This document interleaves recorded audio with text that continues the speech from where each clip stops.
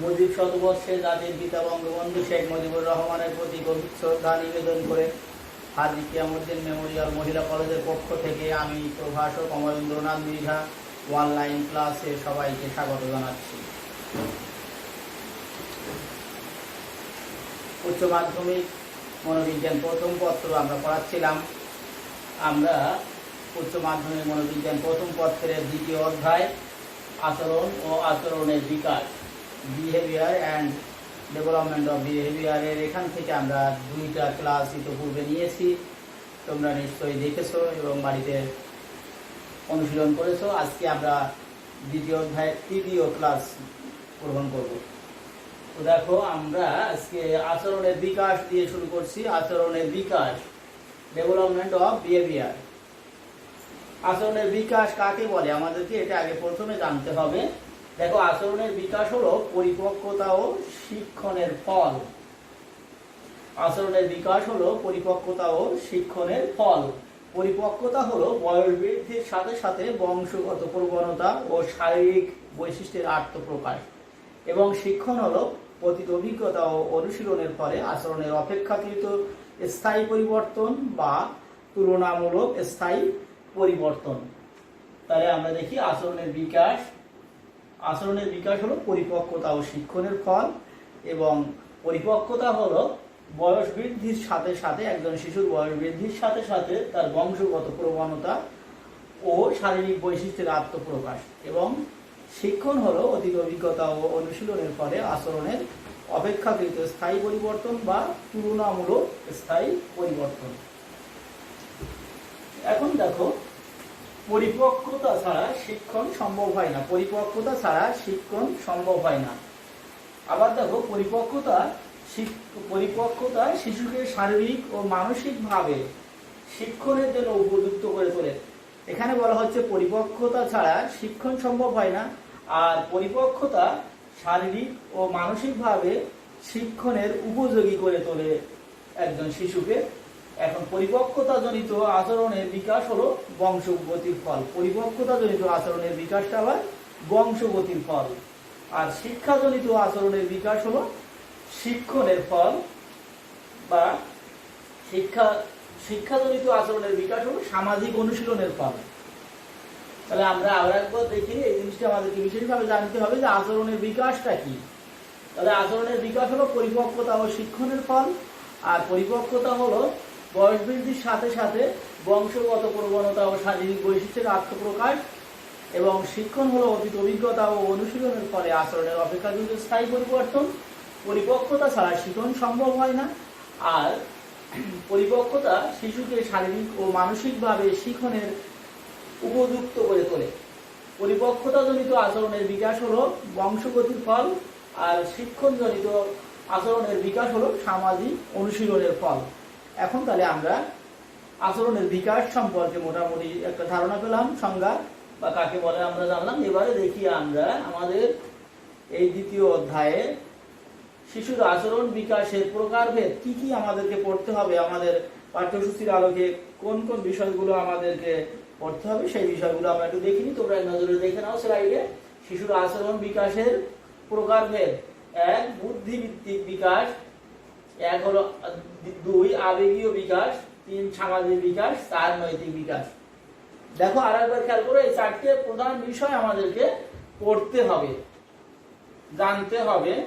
তো দেখো, এখানে বুদ্ধিবৃত্তিক বিকাশ 1, 2 আবেগীয় বিকাশ, 3 সামাজিক বিকাশ এবং 4 নৈতিক বিকাশ। এই 4টা বিকাশ সম্পর্কে আমরা বিস্তারিত এই অধ্যায়ে আলোচনা করব। তোমরা একটু মনোযোগ সহকারে শুনবে। আজকে আমাদের থিওরি এই ক্লাসটা এখানে দ্বিতীয় অধ্যায় পড়ানো শেষ হবে। আমরা তারপরে এখানে সৃজনশীল এবং অনুধাবন প্রশ্নগুলো ক্লাস নেব। দেখো, বুদ্ধিবৃত্তিক বিকাশ কাকে বলে? বুদ্ধিবৃত্তিক বিকাশ কাকে বলে এই সম্পর্কে আমরা একটু জেনে নিই।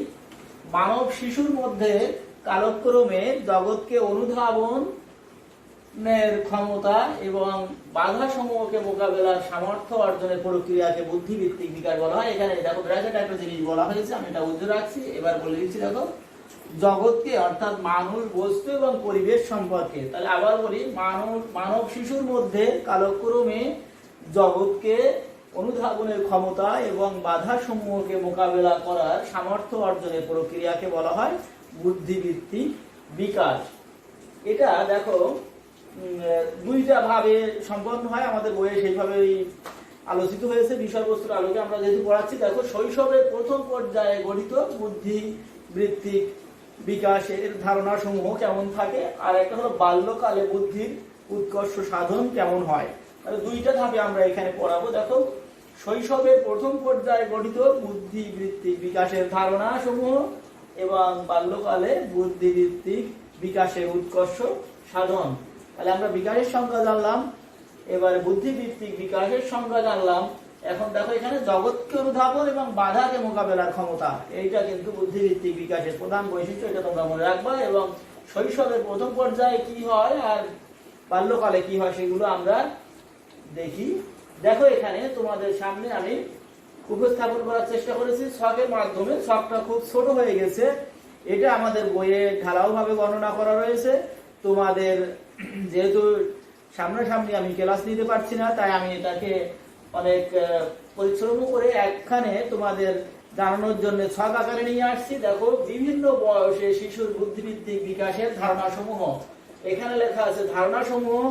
এখানে জীবন, মৃত্যু, স্থান, অঙ্গ প্রত্যঙ্গ, সংখ্যা, ওজন, নিজ সম্পর্কে, সময়, কৌতুকময়তা, সৌন্দর্য, সমাজ, লিঙ্গ সম্পর্কে, অর্থ বা সম্পদ সম্পর্কে, পরকাল সম্পর্কে। এখানে ধারণা সমূহ 14টা। আর আগে বলেছি শৈশবের প্রথম পর্যায় যেটা হলো 2 থেকে 6 বছর বয়স পর্যন্ত, এবং বাল্যকাল যেটাকে বলা হয় চাইল্ডহুড, এবং সেটা 6 থেকে 11 বছর। এখানে 2 থেকে 6-7 হতে পারে, 6 থেকে 11-12 হতে পারে। আসলে কোনো ধাপ অতিক্রমে একেবারে পদার্থবিজ্ঞানের মতো ধরা বাঁধা ভাবে হয় না। মানুষের বংশ গতি এবং তার শারীরিক বৈশিষ্ট্যের কারণে বছরের হেরফের হতে পারে। তো এখানে দেখো, শৈশবের প্রথম পর্যায়ের বিকাশ সমূহ এখানে বর্ণনা করা হয়েছে, বাল্যকালের বিকাশ বা উৎকর্ষ সাধনগুলো বর্ণনা করা হয়েছে। এখানে ছোট ভাবে আছে, তোমরা দেখতে পাচ্ছ না, কিন্তু সামগ্রিক ছকটা তোমাদেরকে আমি এখানে দেখালাম। তোমরা যখন মোবাইলে বা ল্যাপটপে বা অন্য কোনোখানে দেখবে তখন ভালোভাবে দেখতে পাবো। তারপরেও তোমাদের দেখার সুবিধার্থে আমি এই ছকটাকে 3টে ভাগে ভাগ করে তোমাদেরকে দেখাচ্ছি। দেখো, এখানে বিভিন্ন বয়সের শিশুর বুদ্ধিবৃত্তিক বিকাশের ধারণা সমূহ। দেখো, এখানে 14টা পয়েন্টে 4টে নিয়ে আসছি। জীবন, মৃত্যু, স্থান এবং অঙ্গ প্রত্যঙ্গ। শৈশবের প্রথম পর্যায়ে দেখো, 2 থেকে 6 বা 7 বছর বয়সের শিশুর কথা তোমরা চিন্তা করো। সেই সময় একজন শিশুর জীবন সম্পর্কে কি ধারণা হয়? খেলনাকে সে জীবন্ত মনে করে, তার কাছে যা কিছু আছে সবকিছুকে সে জীবন্ত মনে করে। 2 থেকে 6 বছর বয়স শৈশবের প্রথম পর্যায়ে সে খেলনাকে জীবন্ত মনে করে। এই ধারণা সমূহ ওখানে দেখাইছিলাম। এইগুলো কিন্তু সবগুলোর ক্ষেত্রে বাল্যকালে দেখো গতিময়তা, এখানে খেলনাকে জীবন্ত মনে করেছিল, এখানে গতিময়তা, যে জিনিসটা চলে তার কাছে খেলনা, গাড়ি জীবন্ত, যা যা কিছু চলে তার কাছে সেগুলো জীব বলে মনে হয়। এটা বাল্যকালে 11তে, এটা অনেকটাই তোমার পরিপক্কতার মধ্যে চলে যায়। তারপরেও 6 থেকে 11 প্রথম দিকে, এখানে 2 থেকে 6-7 বা 5-6, এখানে 5-6 থেকে 11-12। তো প্রথম পর্যায়ের দিকে, শেষের দিকে যে আর ওইটা থাকে না, সবকিছু সে জীবন সম্পর্কে ভালোভাবে মোটামুটি বুঝতে পারে, কোনো অসুবিধা হয় না। এবার দেখো, মৃত্যু সম্পর্কে 2, 1 জীবন, 2 মৃত্যু। শৈশবের প্রথম পর্যায়ে কেমন অনুভব করে? অদৃশ্য মানে মৃত্যু, তার খেলনাটা হারিয়ে গেছে বা তার পুতুল হারিয়ে গেছে বা তার কোনো কিছু হারিয়ে গেছে, সেটা মৃত্যু হয়েছে। বাবা মা তার চোখের সামনের থেকে চলে গিয়েছে, ভাই বোন সামনের থেকে চলে গিয়েছে, কেউ তার সামনের থেকে অগোচরে চলে গিয়েছে, সেটা সে মনে করবে মৃত্যু। কিন্তু বাল্যকালে কি হয়? সে বুঝতে পারে আসলে মৃত্যু কি। মৃত্যু একজন মানুষ মৃত্যু কিভাবে হয় সে সামনে দেখেছে বা আশেপাশে দেখেছে, উপলব্ধি করতে পারে যে মৃত্যুটা আসলে কি, তার চোখের সামনে দেখার সুযোগ হয়েছে। আমরা ওখানে বলেছিলাম বিকাশের ক্ষেত্রে, ওখানে অভিজ্ঞতা অনুশীলন প্রথমেই বলেছিলাম। এবার 3 নাম্বার স্থান। স্থান সম্পর্কে দেখো, শৈশবের প্রথমে বুঝতে পারে, স্থান সম্পর্কে বুঝতে পারে, উপরে, নিচুতে, ডাইনে, বামে বিভিন্ন দিক সম্পর্কে সে বুঝতে পারে, স্থান সম্পর্কে বুঝতে পারে, কিন্তু পরিমাপ করতে পারে না। বুঝতে পারে যে কোনটা ডান দিকে কোনটা বাম দিকে, ডান হাত তুলতে বললে তুলতে পারে, বাম হাত তুলতে বললে তুলতে পারে, মাথা দেখাতে বললে দেখাতে পারে। এইগুলো হলো বুঝতে পারে স্থান সম্পর্কে, বিভিন্ন স্থান। এবার দেখ বাল্যকালে কি পরিমাপ করতে পারে, দূরত্ব পরিমাপ করতে পারে।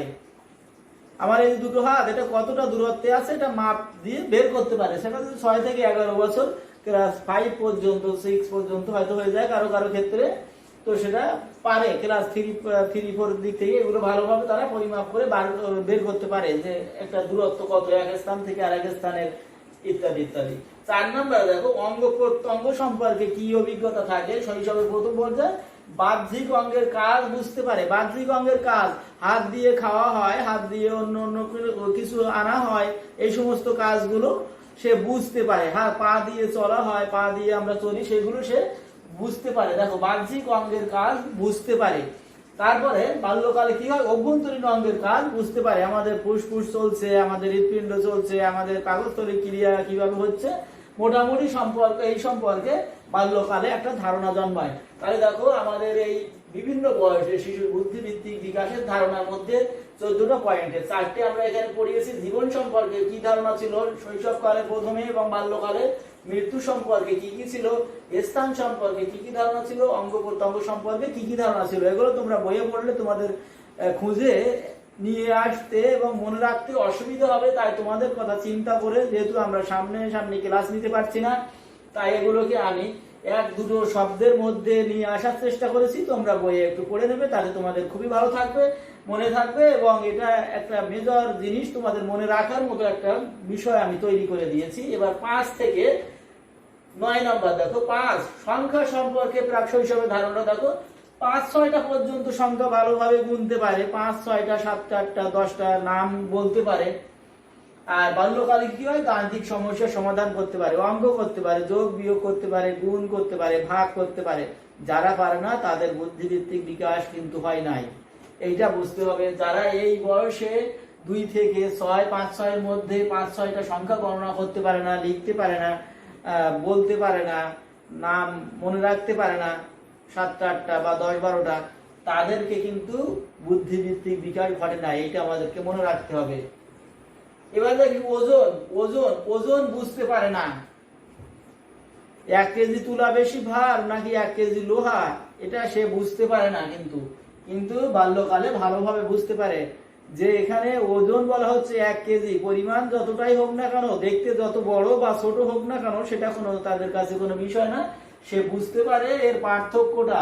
1 কেজি 2 কেজির ওজন সে পৃথক করতে পারে, বুঝতে পারে ভালোভাবে, কিন্তু শৈশবকালে প্রথম পর্যায়ে সেটা পারে না। এবার দেখো নিজ সম্পর্কে ধারণা। নিজ সম্পর্কে ধারণা কি, বলতে পারে, নিজের নাম বলতে পারে। বাল্যকালের প্রথম পর্যায়ে, শৈশবকালের প্রথম পর্যায়ে নিজের নাম বলতে পারে, পিতার নাম বলতে পারে, মাতার নাম বলতে পারে, অনেকেই নাম বলতে পারে। আমরা বলেছি 10-12টা পর্যন্ত ন্যূনতম পক্ষে বলতে হবে তাকে। পাখির নাম বলতে পারে, গাছ, ফল ইত্যাদি। এবার দেখো অন্যের সাথে তুলনা করতে পারে। বাল্যকালে সে এই নিজেকে অন্যদের সাথে তুলনা করতে পারে, যে আমি ওর থেকে ভালো পারি বা ওর থেকে ও ভালো পারে, এইগুলো পারে, তুলনা করতে পারে। বা এই জিনিসটার থেকে ওই জিনিসটা ভালো, এই জিনিসটার থেকে এই জিনিসটা আরো ভালো, এইগুলো তুলনা করতে পারে একটা বিষয়গুলো। এবার দেখো 8 নম্বর সময় বিস্তৃতি বুঝতে পারে না। শৈশবকালে প্রথম পর্যায়ে কি 8 সময়ের বিস্তৃতি বুঝতে পারে না। মেন জিনিসটা হলো ধারণার বিষয়সমূহ হলো সময়ের বিস্তৃতি বুঝতে পারে না। তার অর্থ হলো কিনা রাত দিন, দিনের 8টা প্রহর, এইগুলো ভাগ করে সে বুঝতে পারে না। মিনিট, সেকেন্ড, ঘন্টা, এগুলো সে বুঝতে পারে না। মাস দিন, বছর ইত্যাদি সম্পর্কে ভাষা সব ধারণা থাকে, কিছু সবগুলো সেইভাবে বুঝতে পারে না। বলতে হয়তো পারে শুনে মুখস্থ করে, কিন্তু সেটা সে ভালোভাবে নিজের থেকে আয়ত্ত করতে পারে না, বুঝতে পারে না। কিন্তু বাল্যকালে সঠিকভাবে বুঝতে পারে। ঘন্টা, মিনিট, সেকেন্ড, বছর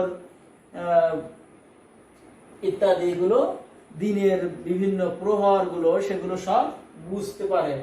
নয়ে কৌতুকময়তা, নয়ে পয়েন্ট হলো কৌতুকময়তা। দেখো কার্টুন, বিকৃত ছবি, ছোট বাচ্চারা দেখবা সারাদিন টিভির সামনে বসে কার্টুন দেখতে কোনো সমস্যা হয় না, খুব আনন্দ বোধ করে। দেখো কার্টুন বা বিকৃত ছবি বা বিকৃত কোনো কিছু তাদের সামনে দেখো যে মুখ টুক গুলো বিকৃত করলে সে আনন্দ পায়, সবকিছুতে সে আনন্দ পায়। কার্টুন মানে সেটা একটা বিকৃত রূপ, চেহারার প্রতিচ্ছবি এবং বিকৃত ছবি, বিকৃত যা কিছু আছে সবকিছুতে সে আনন্দ পায়, কৌতুকময়তা। এবার দেখো কৌতুকের অর্থ বুঝতে পারে, বাল্যকালে কৌতুকের অর্থ বুঝতে পারে। এখানে সে শুধু দেখে হাসছিল বা আনন্দ পাইছিল, কিন্তু এখানে কেন মানে এই কৌতুক এবং এর অর্থ কি জন্য এই জিনিসটার উপস্থাপন করা হয়েছে সে বুঝতে পারে। সেই জন্য কৌতুকের অর্থ বুঝতে পারলে শুনেও বুঝতে পারে, দেখেও বুঝতে পারে এই বয়সে। তাহলে আমরা 9টা পড়লাম আগের থেকে, সংখ্যা, ওজন, মিস সম্পর্কে ধারণা, সময় এবং কৌতুকময়তা। এই আমাদের শেষ। এবারে আমরা আর আছে এখানে 5টা। সৌন্দর্য, সৌন্দর্য শুধু উপভোগ করে, এখানে সৌন্দর্য শুধু উপভোগ করে, ভালো জিনিসগুলো সে দেখে, যেখানে তার পীড়া দেয়, কষ্ট দেয়, যন্ত্রণা দেয় সেগুলোতে সে আনন্দ পায় না, শুধু উপভোগ করতেই পছন্দ করে। আর দেখো দলীয় আদর্শকে মাপকাঠি হিসেবে ব্যবহার করে, এখানে সৌন্দর্য উপভোগ করে শৈশবের প্রথম পর্যায়ে। সেটা কিরকম যে এই জিনিসটা ভালো জিনিস, একটা জামা আমি পছন্দ করছি, আমার খুবই সুন্দর দেখাচ্ছে, এই রকম ওর কাছে যা ভালো লাগে 2 থেকে 6 বছরের বাচ্চাদের কাছে সেটাই সে ওতেই আনন্দ পায়, ওটাতেই সে উপভোগ করে। একটা গাড়ি কিনছে, একটা খেলনা কিনছে, সেটা ওর কাছেই ভালো। কিন্তু বাল্যকালে দেখো যে ঘটনাটা, দলীয় আদর্শকে মাপকাঠি হিসেবে মনে করে, দলের অন্যান্য সদস্য, তার অন্যান্য যার ছেলে বন্ধু হতে পারে, মেয়ে বন্ধু, বা যাদেরকে নিয়ে একসাথে চলাচল করে, চলাফেরা করে, তারা যেটাকে পছন্দ করে, সবাই যেটাকে সাপোর্ট করে, সেইটাকে সে দলীয় মাপকাঠি, সেই দলীয় আদর্শকে সে মাপকাঠি, সেইটাই তার কাছে ভালো। সৌন্দর্য সেইটাই, সেটা ভালো না হলেও সবাই যদি বলে ভালো, তাহলে তার কাছেও সেটা ভালো। কিন্তু শৈশবের প্রথম পর্যায়ে ছিল সেটা না, তার কাছে যেটা ভালো সেটাই সর্বোত্তম ছিল। এবারে 11 সমাজ, সচেতনতা জন্মে, সমাজ সম্পর্কে সচেতনতা জন্মে, যেহেতু 2 থেকে 6 বছর এখানে পিতা মাতা পরিবারের সাথে থেকে সে সমাজের মানুষকে কিভাবে চলছে, একজন বাড়িতে মেহমান আসলে তার সাথে কিভাবে সৌজন্যমূলক আচরণ করছে, কিভাবে কথাবার্তা বলছে, এগুলো আস্তে আস্তে সে জেনে যায়। বাবার সাথে কিভাবে আচরণ করতে হবে, মায়ের সাথে, অন্যান্য সদস্যদের সাথে কিভাবে আচরণ করতে হবে। যেহেতু 6 বলা হয়েছে, সুতরাং শিক্ষকদেরও এখানে একটা ভূমিকা আছে, সেখানে তাদের সাথে কেমন ভাবে আচরণ করতে হবে, শিক্ষক কেমন ভাবে আচরণ করে, ইত্যাদি বিষয়গুলো সে জেনে যায়। তাহলে সচেতনতা জন্মে, সমাজ সম্পর্কে সচেতনতা জন্মে। আর বাল্যকাল দেখো মনোভাব ও বিশ্বাস সৃষ্টি হয়, মনোভাব ও বিশ্বাস সৃষ্টি হয়। মনোভাব 2 রকম, একটা হলো ইতিবাচক আর একটা হলো নেতিবাচক, পজিটিভ নেগেটিভ, ধনাত্মক বা ঋণাত্মক। এই মনোভাব পরিবার থেকে জন্ম হয় এবং 2 থেকে 6 ছিল, এটা ছিল প্রাক শৈশবকাল, এবারে হলো বাল্যকাল। এখন দেখো এই মনোভাবের ভিত্তিতে একটা বিশ্বাস তৈরি হয়। যারা যে পরিবার, যে সমাজে বসবাস করে, তাদের পারিবারিক ঐতিহ্যের ভিত্তিতে তারা যে ধরনের মনোভাব পোষণ করে, তার ভিত্তিতে একটা বিশ্বাস তৈরি হয়ে যায়। এই মনোভাব, কোনো কিছুর পক্ষে যাওয়াটা হলো মানে ধনাত্মক মনোভাব, আর কোনো কিছুর বিপক্ষে যে মনোভাব সেটাকে আমরা নেতিবাচক মনোভাব বলি। তো সেটা এখান থেকেই তৈরি হয়, আর এই মনোভাবের ভিত্তিতেই বিশ্বাসটার সৃষ্টি হয়। তারপরে দেখি আমরা লিঙ্গ স্থাপন, লিঙ্গ সম্পর্কে বর্ণনা, লিঙ্গ ভিত্তিক আচরণ করে। এখানে ছোটবেলা থেকে পরিবারের ছেলেরা এবং মেয়েরা তাদের মা বাবার আচরণ, অন্যান্য পরিবারের পুরুষ এবং নারীদের আচরণ সম্পর্কে দেখে এবং নিজেরা নিজেদের ওদের মতো করে, বড়দের মতো করে আচরণ করা শুরু করে। ছেলেরা, ছোট বাচ্চারা পুরুষদের মতো, বাবাদের মতো আচরণ করা শুরু করে এবং ছোট মেয়েরা মায়েদের মতো আচরণ করা শুরু করে। এবার দেখো সামাজিক প্রত্যাশা বুঝতে পারে, বাল্যকালে কি সামাজিক প্রত্যাশা বুঝতে পারে। এখানে ছিল নিজেরা যে আমরা পিতার মতো বড় হয়ে গেছি, আমরা বড় ভাইয়ের মতো বড়, আমরা মায়ের মতো বড়, বা আমার বড় বোনের মতো বড়, বা আমার পিসির মতো বা ফুপুর মতো, এরকম। কিন্তু এখানে না, এখানে বাল্যকালে যে কি হয়, সামাজিক প্রত্যাশা বুঝতে পারে, সমাজ কি আশা করে তাদের কাছ থেকে, ওরকমটা আশা করে না, ও যেরকমটা সেরকমটা আশা করে সেটা বুঝতে পারে। এরপরে আসি আমরা অর্থ বা সম্পদ, অর্থ বা সম্পদ টাকা পয়সা আর কি, যেটা বোঝানো হচ্ছে, এটা বুঝতে পারে না। ছোট শিশুরা অর্থ বা সম্পদ সম্পর্কে বুঝতে পারে না, টাকা কড়ি সম্পর্কে তাদের কোনো ধারণাই থাকে না ভালো। এবার দেখো আর্থিক লেনদেন শেখে, ওখানে বাল্যকালে আর্থিক লেনদেন শেখে, তাদের কাছে কোনো টাকা পয়সা দিলে তারা দোকান থেকে কোনো কিছু কিনে আনতে পারে, সেখানে কত খরচ হলো, কত থাকলো, জমা খরচ গুলো, সঞ্চয়, এই সমস্ত গুলো তারা বুঝতে পারে, আর্থিক লেনদেন বুঝতে পারে। এবার 14 নম্বর পরকাল, পরকাল সম্পর্কে এই পর্যায়ে বুঝতে পারে না, কিন্তু এখানে বিশ্বাস করে, বুঝতে পারে। পরকালে বাল্যকালে যেটা 6 থেকে 12 বছর, 11 বছর, 12 বছর, সেখানে পরকাল সম্পর্কে বুঝতে পারে, তারা বিশ্বাস করে যে মৃত্যুর পরে একটা জীবন রয়েছে, সেটা হলো পরকাল। এই জন্য তারা বিশ্বাস করে যে হ্যাঁ, পরকাল বলে একটা জিনিস রয়েছে। তাহলে আমরা এখানে বুদ্ধিভিত্তিক বিকাশের 14টা পয়েন্ট নিয়ে আলোচনা করলাম। এই 14টা পয়েন্ট কিন্তু উভয়ের সাথে আলাদা আলাদা ভাবে বইয়ে আছে, এবং এটা তোমাদের কাছে অনেক কষ্টদায়ক এবং নিরানন্দ মনে হবে। তাই আমি তোমাদেরকে এই 14টা পয়েন্টকে প্রথমে নিয়ে আসছি, তারপরে তার সাথে করে এক এক বয়সে কি ধরনের আচরণ করে এক শব্দ বা 2 শব্দের মধ্যে নিয়ে আসার চেষ্টা করছি, যাতে তোমাদের এটা মনে রাখতে সুবিধা হয় এবং তোমরা আনন্দ পাও। এরপরে দ্বিতীয়টাতে চলে যায়। আমরা প্রথমে দেখেছিলাম যে বুদ্ধিবৃত্তীয় বিকাশ, তারপর আবেগীয় বিকাশ। এবার আমরা আবেগীয় বিকাশে চলে আসছি। দেখো আবেগীয় বিকাশের সংজ্ঞাটা আমরা একটু দেখি। শিশুর বয়স বাড়ার সাথে সাথে কোন পরিবেশে কখন কোন আবেগ কিভাবে প্রকাশ করতে হবে তা অনুধাবন করার ক্ষমতাকে আবেগীয় বিকাশ বলে। দেখো শিশুর বয়স বাড়তে থাকে, সবারই বয়স বাড়ে, শিশুর বয়স বাড়ার সাথে সাথে কোন পরিবেশে কখন কোন ধরনের আবেগ কিভাবে প্রকাশ করতে হবে তা অনুধাবন করার ক্ষমতাকে আবেগীয় বিকাশ বলে। দেখো বংশগতির ভিন্নতার জন্য আবেগ অনুভব করার প্রবণতার মধ্যে পার্থক্য থেকে থাকে। তাহলে এই পার্থক্যটা কেন হয়? যে বংশগতির প্রবণতার জন্য এক একজনের আবেগীয় বিকাশ এক এক রকম। যারা অনেকটা মনে করো যে বুদ্ধি প্রতিবন্ধী, তারা অনেকটা আবেগীয় প্রতিবন্ধী বলা যায়, তাদেরকে বুদ্ধি প্রতিবন্ধী না বলে আবেগীয় প্রতিবন্ধী। তাকে একটা কথা বলা হচ্ছে, সে হয়তো তাৎক্ষণিকভাবে বুঝতে পারলো না, অনেকক্ষণ পরে বুঝতে পারলো। একটা ক্লাসে অনেকগুলো স্টুডেন্ট থাকে, একটা জিনিস বলার সাথে সাথে একজন বুঝতে পারে, আর একজন একটু পরে, তারপর আর একজন আরো একটু পরে।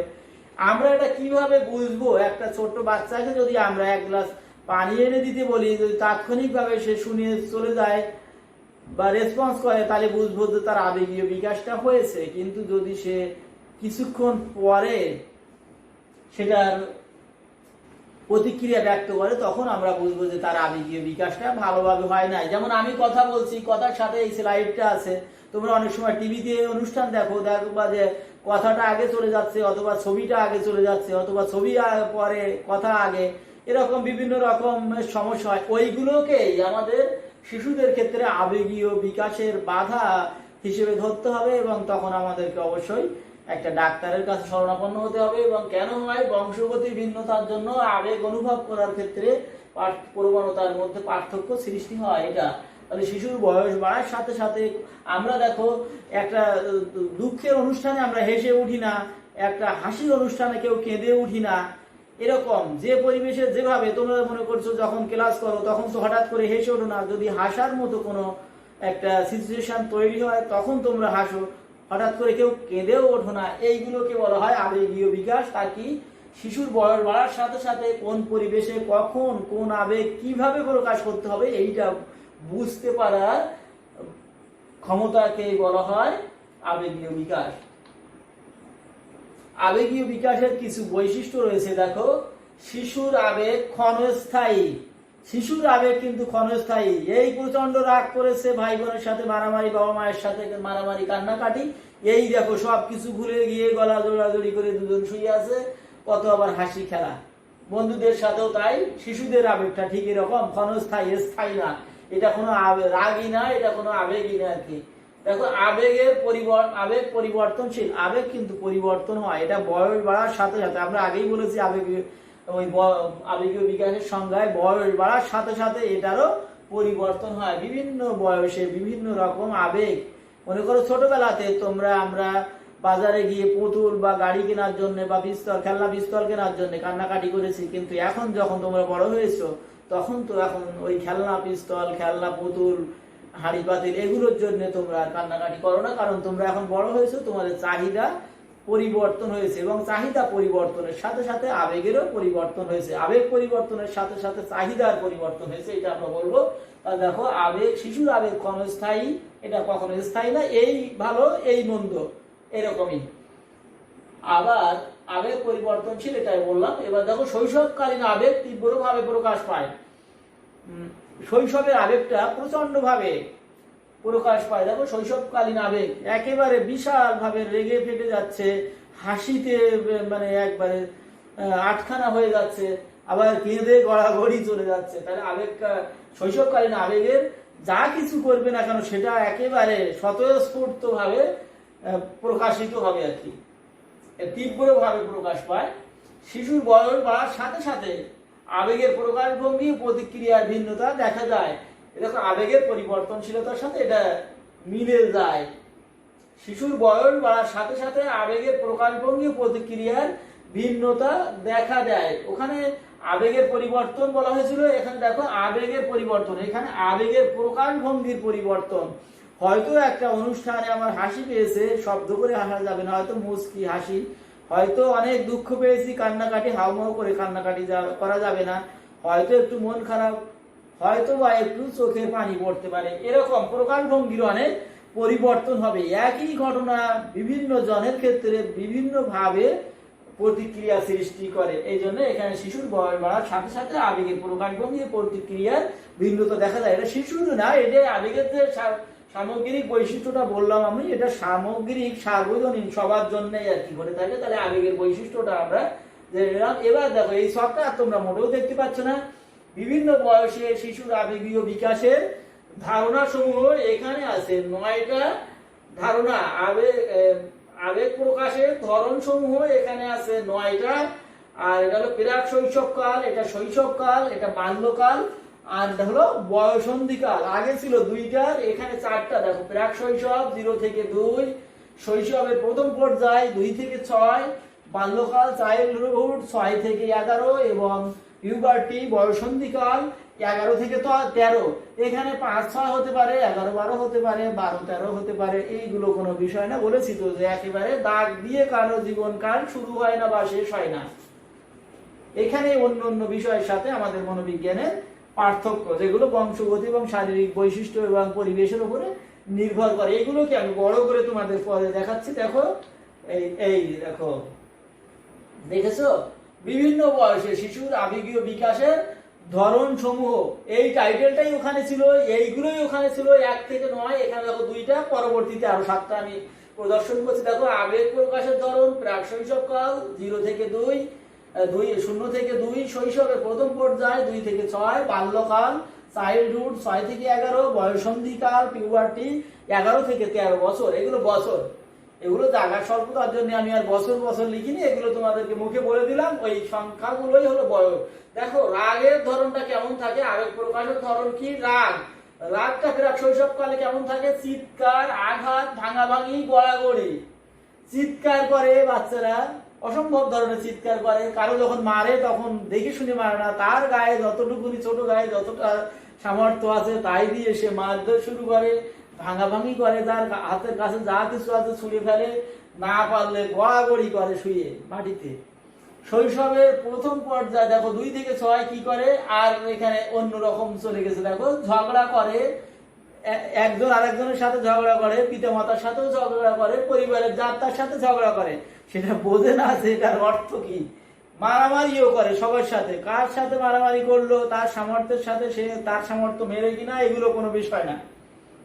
ভাঙাভাঙিও করে, কিন্তু এখানে আরো একটা আছে দেখো, কান্নাকাটিও করে। এইগুলো তোমরা কিন্তু বইয়ে ঢালাও ভাবে পাবে বিস্তারিত, কিন্তু আমি তোমাদেরকে বলেছি এগুলো তোমাদের জন্য আমি ছক আকারে নিয়ে এসেছি যাতে তোমরা এক জায়গায় পেতে পারো। এবার দেখো বাল্যকালে চাইল্ডহুড 6 থেকে 11 কি হয়? রাগ সংবরণ করতে চেষ্টা করে। দেখেছে যে বাচ্চারা এইটা করে, চিৎকার করে, আঘাত করে, গড়াগড়ি করে, ভাঙাভাঙি করে। এই প্রাক শৈশবকালে কি করেছে? শৈশবের প্রথম পর্যায়ে ঝগড়া করে, মারামারি করে, ভাঙাভাঙি করে, কান্নাকাটি করে। কিন্তু এরা এখন বয়স হয়েছে 6 থেকে 11, অনেক বয়স। তো এরা মনে করে যে না আমরা এটা করব না, আমরা রাগ সংবরণ করব, এইগুলো এরা করতে চায় না, যতটা সম্ভব এড়িয়ে চলার চেষ্টা করে। এবার বয়সন্ধি পিউবার্টিতে কি হয় দেখো, পিউবার্টিতে রাগে অভিমানে ফেটে পড়ে,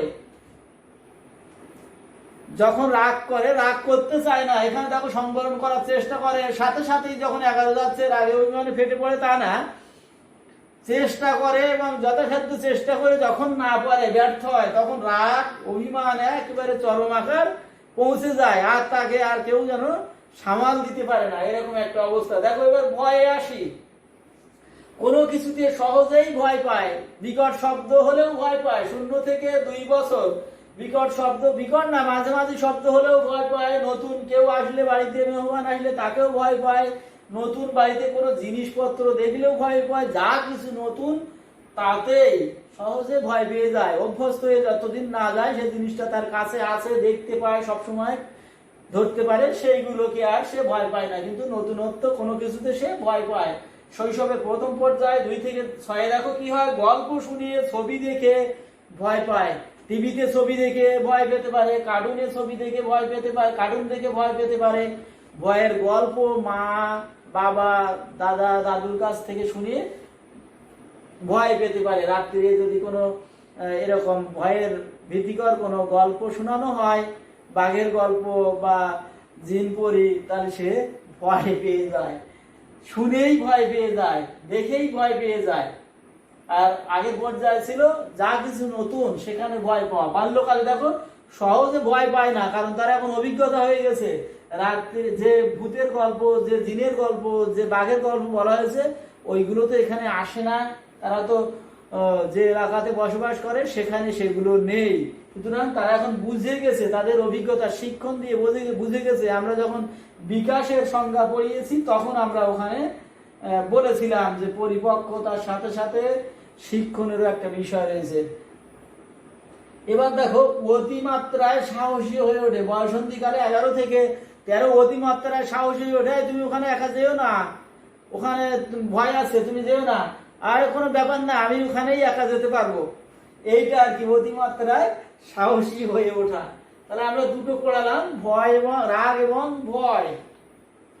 এবার 3 থেকে 6 দেখো কৌতূহল, নতুনের প্রতি কৌতূহল। আগে ছিল নতুন দেখে ভয়, কিন্তু এখন নতুন দেখলেই তার কৌতূহল বেড়ে যাচ্ছে। তারপরে দেখো এখানে কৌতূহলটা কিভাবে হচ্ছে, শৈশবের প্রথম পর্যায়ে প্রশ্ন করে জানতে চায়। দেখবা যে বাচ্চারা শুধু প্রশ্ন করে, বাবা মা অসন্তুষ্ট হয়ে যায় বা অন্যরা অসন্তুষ্ট হয়ে যায়, কিন্তু সেটা করলে চলবে না, কারণ তারা এই প্রশ্নের মাধ্যমে জানতে চায় সেই জিনিসটা কি, সেই জিনিসটা জানতে পারলে তাদের আকাঙ্ক্ষাটা নিবৃত হবে। এবার দেখো অভিজ্ঞতার জন্য কিছুটা কমে যায়, কি কমে যায়, প্রশ্ন করে জানতে চায়, সেইটা হলো বাল্যকালে কমে যায়, কারণ তারা অনেক কিছু মোটামুটি জেনে ফেলেছে। তারা এখন তো স্কুলে যায় বা যে সমস্ত শব্দের সাথে যে সমস্ত জিনিসের মিল আছে সেগুলো সে জেনে গিয়েছে, একটা বিষয়ের কার্যকারণ সম্পর্ক সে মোটামুটি তার মতো করে জেনে নিয়েছে। সুতরাং অভিজ্ঞতার জন্য কিছুটা তার এই জিজ্ঞাস্য কমে যায়। এবারে দেখো এখানে কি কৌতূহল আসে, পিউবার্টি বা বসন্তীকালে কৌতূহলটা কিসে, যৌন বিষয়ে আগ্রহ জন্মে, এইটা জানার বিষয়ে বড় কৌতূহল জন্মে। তারপরে আসি ভালোবাসা। দেখো ভালোবাসা আদর আর চাহিদা পূরণে, আদর যত্ন করলেই সে খুব খুশি হয়ে যায় ছোট বাচ্চা, বা সে যেটা চাচ্ছে সেটা দিলে সে খুশি হয়ে যায়, সে মাকে পাশে পেতে যাচ্ছে, কান্নাকাটি করছে, মা আসলে সে সন্তুষ্ট হয়ে যাচ্ছে, যে সাথে করে নিয়ে ঘুরাতে যায় সে এসে তাকে নিয়ে যাচ্ছে, যে একটু খেতে দিচ্ছে ভালোভাবে সেটাতে তৃপ্তি পাচ্ছে, আনন্দ দিচ্ছে, আদর যত্ন করছে, তাহলে সে তার ভালোবাসাটাকে এবার প্রকাশ করে। শৈশবের প্রথম পর্যায়ে কি হচ্ছে, নিজের মতো কিছু করতে চায়, এই সময় তারা নিজের মতো করে কিছু করতে চায়। দেখবা যে বাচ্চারা কলম দিয়ে আঁকিবুকি করে, ছবি আঁকে, বা জীবজন্তু ছবি আঁকে, ঘর বাড়ির ছবি আঁকে, খেলনার বিভিন্ন মানুষের ছবি আঁকে, এইগুলো আঁকে, গাছের পাতার বিভিন্ন রকম নৌকার ছবি আঁকে। তা নিজের মতো করে কিছু সে করতে চায়। এবার দেখো এখানে বাল্যকালে কি হয়, সহমর্মিতার জন্ম নেয়। সহমর্মিতার জন্ম মানে একে অন্যকে ভালোবাসে। বড় বড় জনেরা তার ছোট ভাই বোনদেরকে ভালোবাসে, আবার তাদের যারা যত্ন করে তাদের প্রতি তাদের একটা ভালোবাসার সৃষ্টি হয়, জন্ম নেয়। এবার দেখো এখানে বয়সন্ধিকালে কি হচ্ছে, পরস্পরের প্রতি আকৃষ্ট হয়। ছেলেরা মেয়েদের প্রতি, মেয়েরা ছেলেদের প্রতি আকৃষ্ট হয়, বিপরীত লিঙ্গের প্রতি একটা আকৃষ্ট হয়ে আসে তারা। এভাবে তারা ভালোবাসার প্রকাশ করে। তাহলে দেখো কৌতূহল কিভাবে প্রকাশ পেয়েছে, 4টে পর্যায়ে, ভালোবাসা 4টে পর্যায়ে কিভাবে প্রকাশ পেয়েছে, আনন্দটা কিভাবে প্রকাশিত হয়। দেখো এখানে একটা বানান ভুল হয়ে গেছে, সুরসুরি। এখানে সুরসুরিতে বাচ্চাদের সুরসুরি দিলে, কাতুকুতু দিলে তারা আনন্দ পায়। আনন্দটা কিভাবে পায়, বাচ্চাদের কাতুকুতু দিলে, সুরসুরি দিলে তারা আনন্দ পায়। এবারে দেখো প্রথম পর্যায়ে কি, পছন্দের কিছু পেলে তারা যেটা চায় সেইটা যদি বাবা বা মা তাদেরকে এনে দেয়, বা কেউ যদি দেয় কারো কাছ থেকে তারা যদি পায়, তাহলে সে খুব আনন্দিত হয়। আমরা আনন্দ পড়াচ্ছি। এরপরে কৌতুক, কৌতুক করলে সে খুব আনন্দ পায়। দেখবো স্যার কাছে নিয়ে গেলে যে স্যার কাছের যে জোকার বা ক্লাইন, তারপরে বিভিন্ন অঙ্গভঙ্গিতে যে সমস্ত খেলাধুলোগুলো হয়, টিভিতে, কার্টুনে, তারা এগুলো আনন্দ পায়। হইচই করতেও তাও খুব পছন্দ করে বাচ্চারা। তাহলে পছন্দের কোনো জিনিসপত্র পেলে বা কিছু পেলে, কৌতুকে, সেটা কৌতুকময় হাসি আনন্দের ছবি হতে পারে, বা কার্টুন হতে পারে, বা যে কোনো কিছু হতে পারে। আবার হইচই করতেও তারা এই বয়সে খুব পছন্দ করে। তারপর দেখো স্বীকৃতিতে, এই পর্যায়ে বাল্যকালে তারা স্বীকৃতি পেতে চায়। তারা যা কিছু করে, এই করার যদি স্বীকৃতি দেয়, যাদের কাছে এটা উপস্থাপন করছে তারা যদি স্বীকৃতি পায়, সমাজের কাছ থেকে, মানুষের কাছ থেকে, পরিবারের কাছ থেকে, বন্ধুদের কাছ থেকে স্বীকৃতি পায়, এই স্বীকৃতিটা পেলেই তাদের আনন্দ, স্বীকৃতিতেই আনন্দ। দেখো আর বয়সন্ধিকালে নিজের ইচ্ছে মতো কিছু করতে আনন্দ পায়। বয়সন্ধিকালে নিজের ইচ্ছে মতো কোনো কিছু করতে তারা আনন্দ পায়। তারা একটা সৃজনশীল মনোভাব তখন তৈরি হয়, এবং তারা সেই মাফিক নিজের কাজ করতে তারা পছন্দ করে। ঈর্ষা, ঈর্ষা দেখো এই পর্যায়ে থাকে না। 0 থেকে 2 বছর বয়সের বাচ্চাদের কোনো ঈর্ষা থাকে না। এইবারে দেখো 2 থেকে 6 বছর, যেটা আমাদের শৈশবের প্রথম পর্যায়ে, বাবা মার স্নেহের ভাগ হবে না, ঈর্ষা। যদি বলে যে কোনো কেউ এসে বলে যে তোমার এই ওইটা আমার বাবা আমার মা, সাথে সাথে বলে যে না। যদি বলা হয় তার একটা ছোট ভাই বা বোন আছে, যেটা ওই তোমার ছোট ভাই বা বোনের বাবা বা মা, এটাও সে পছন্দ করে না, না এটা আমার বাবা মা, এইটা ঈর্ষা। দেখো নিজের সবকিছু নিয়ে সে ঈর্ষা করে। আমার সবকিছু ভালো, আমার এই আছে ওই আছে, আমার এই খেলনা আছে, আমার এই জামা আছে, আমার এই ফুটবল আছে, আমার এই জিনিসটা আছে, সবকিছু নিয়ে এটা গর্ববোধ করে, এই নিজের ঈর্ষা প্রকাশ করে। আর এখানে বয়সন্ধিকালে দেখো অন্যের ভালো কিছুতে ঈর্ষান্বিত হয়, যেটাকে আমরা বলি পরশ্রী কাতরতা, সেটা ঈর্ষা। এখানে অন্যের সবকিছুতে সে হিংসা করে, ঈর্ষা করে আর কি। তাহলে এখানে দেখো কৌতূহল, ভালোবাসা, আনন্দ এবং ঈর্ষা, আগে দুটো পয়েন্ট পড়ানো হয়ে গেছে। এরপরে আমরা আসি, দেখো আমাদের 9টা পয়েন্ট এখানে মোট। হিংসা, হিংসা থাকে না প্রথম পর্যায়ে, শৈশবের এখানে হিংসা থাকে না 0 থেকেই। আর সমবয়সীদের সাথে হিংসা করে, শৈশবের প্রথম পর্যায়ে সমবয়সীদের সাথে হিংসা করে। 2 থেকে 6 বছর বয়সের বালক বালিকারা তারা পরস্পরের সাথে হিংসা করে। এখানে 6 থেকে 11, এখানেও তাই, সমবয়সীদের সাথে হিংসা করে। কিন্তু এখানে দেখো প্রতিদ্বন্দ্বিতার মনোভাব সৃষ্টি হয়, প্রতিদ্বন্দ্বিতার একটা মনোভাব সৃষ্টি হয়। এবার দেখো স্নেহ বা স্নেহ, ভালোবাসাকে আলাদা করা হয়েছে। স্নেহ দেখো এখানে এই স্নেহের ব্যাপারটা থাকে না, ওখানে ভালোবাসা থাকে, এই জন্য স্নেহ ভালোবাসাকে দুটো ভাগে ভাগ করে দেওয়া হয়েছে। দেখো এখানে ছোট ভাই বোন বা প্রিয় কিছুর প্রতি স্নেহ থাকে, ছোট ভাই বোনকে সে আদর করে, বা তার যে সমস্ত প্রিয় জিনিসপত্র আছে, খেলনা আছে, জামা হোক বা যা কিছু, সবকিছুকে সে স্নেহ করে।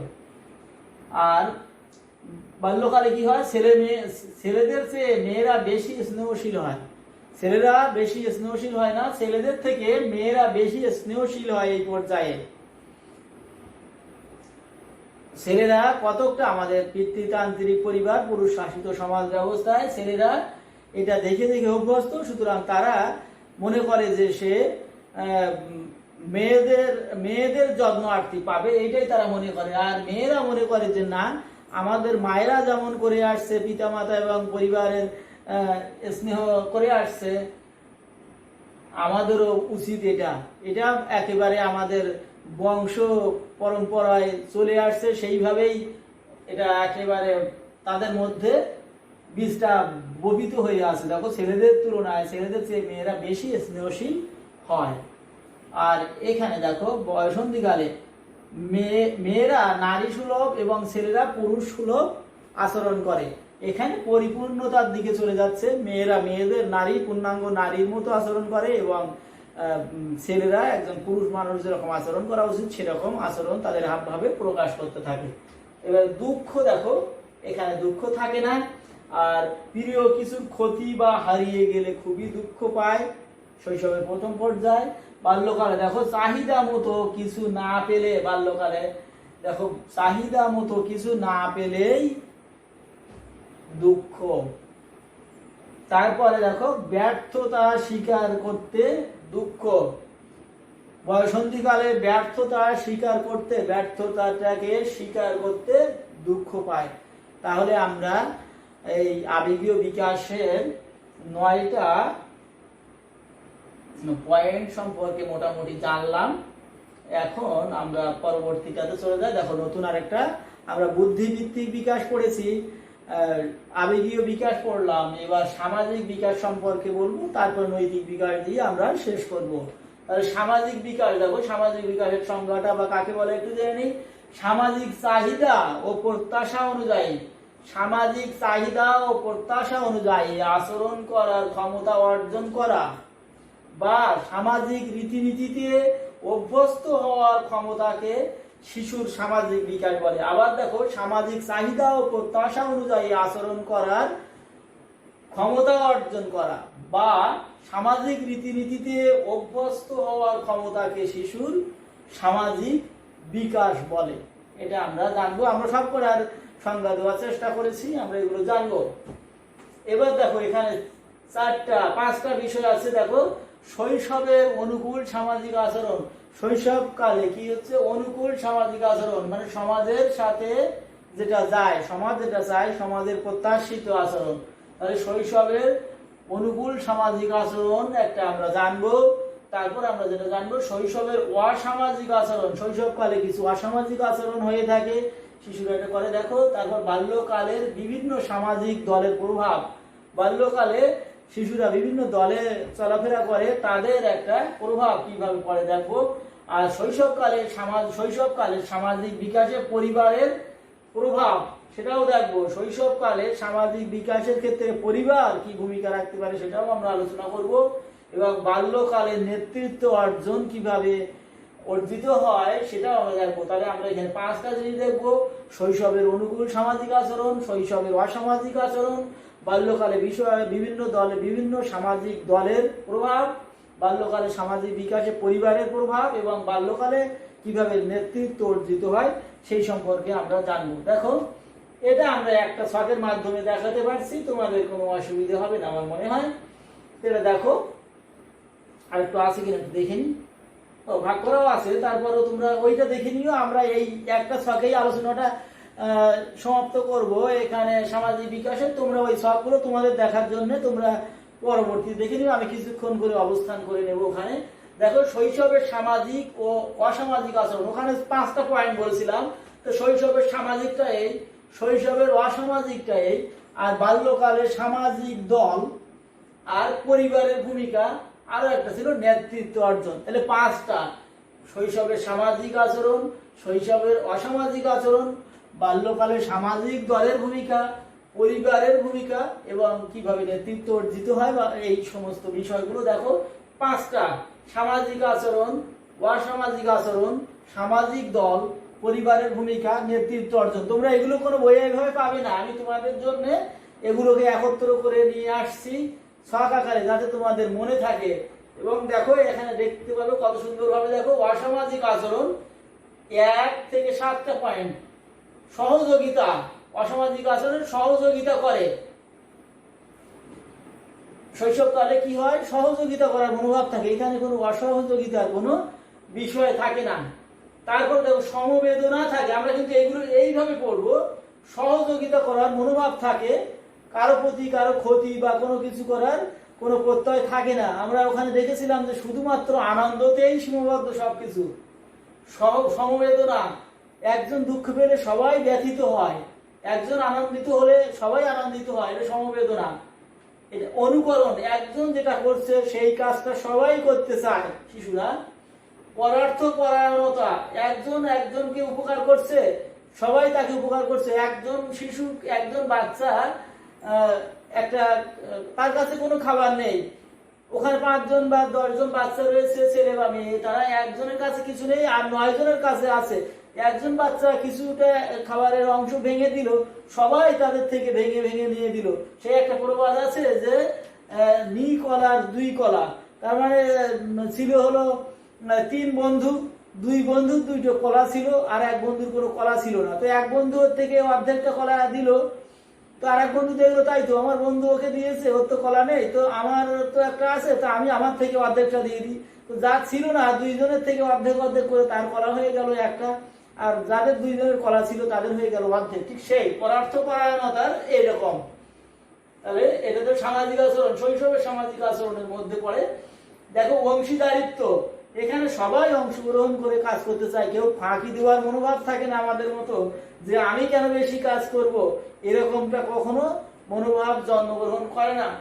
তারপর দেখো প্রতিদ্বন্দ্বিতা, এখানে প্রতিদ্বন্দ্বিতা থাকে কিন্তু এখানে মারামারি থাকে না, কোনো রেষারেষি থাকে না, যে আমি কতটা ভালো করতে পারি, আমি কতটা কাজ করতে পারি, আমি অন্যকে কতটা অন্যের কাছে স্নেহ পেতে পারি, সেই বিষয়ে পাওয়ার প্রবণতাটাকে বলা এখানে প্রতিদ্বন্দ্বিতা। এই শৈশবের সামাজিক আচরণ। আর স্বীকৃতি, ভালো কিছু করলে যদি তারা অনুমোদন পায় সমাজ থেকে, পিতা মাতা পরিবার থেকে যদি অনুমোদন পায়, তাদের যারা অভিভাবক তাদের কাছ থেকে যদি স্বীকৃতি পায়, তাহলে তারা সেই আচরণগুলো ভালোভাবে শেখে। এই শৈশবের সামাজিক আচরণ আমাদের সিলেবাস অনুপাতে আমাদের পাঠ্যসূচিতে এখানে 7টা রয়েছে, সেটা আমি এখানে তুলে ধরার চেষ্টা করেছি। এবার দেখো কিছু কিছু অসামাজিক আচরণ আছে, আরো যে নেই তা না, আরো কিছু রয়েছে, কিন্তু আমি এক একটা শব্দ দিয়ে তোমাদেরকে বোঝানোর চেষ্টা করেছি। তোমরা এখন তো অসামাজিক আচরণ আছে অনেক, আমি এখানে এইভাবে তুলে ধরার চেষ্টা করেছি। দেখো আক্রমণাত্মক মনোভাব, আমাদের সবসময় রাখতে হবে শৈশবের সামাজিক পড়ছি, শৈশবের অসামাজিক, বাল্যকালের সামাজিক দল, বাল্যকালে পরিবারের ভূমিকা এবং বাল্যকালে নেতৃত্ব অর্জন। তাহলে এটাও থাকছে শৈশবে অসামাজিক আচরণ। তাহলে আক্রমণাত্মক ভাব থাকে, এই বয়সে একটা আক্রমণাত্মক ভাব থাকে, একে অন্যের প্রতি একটা আক্রমণ করে মারাত্মক ভাবে।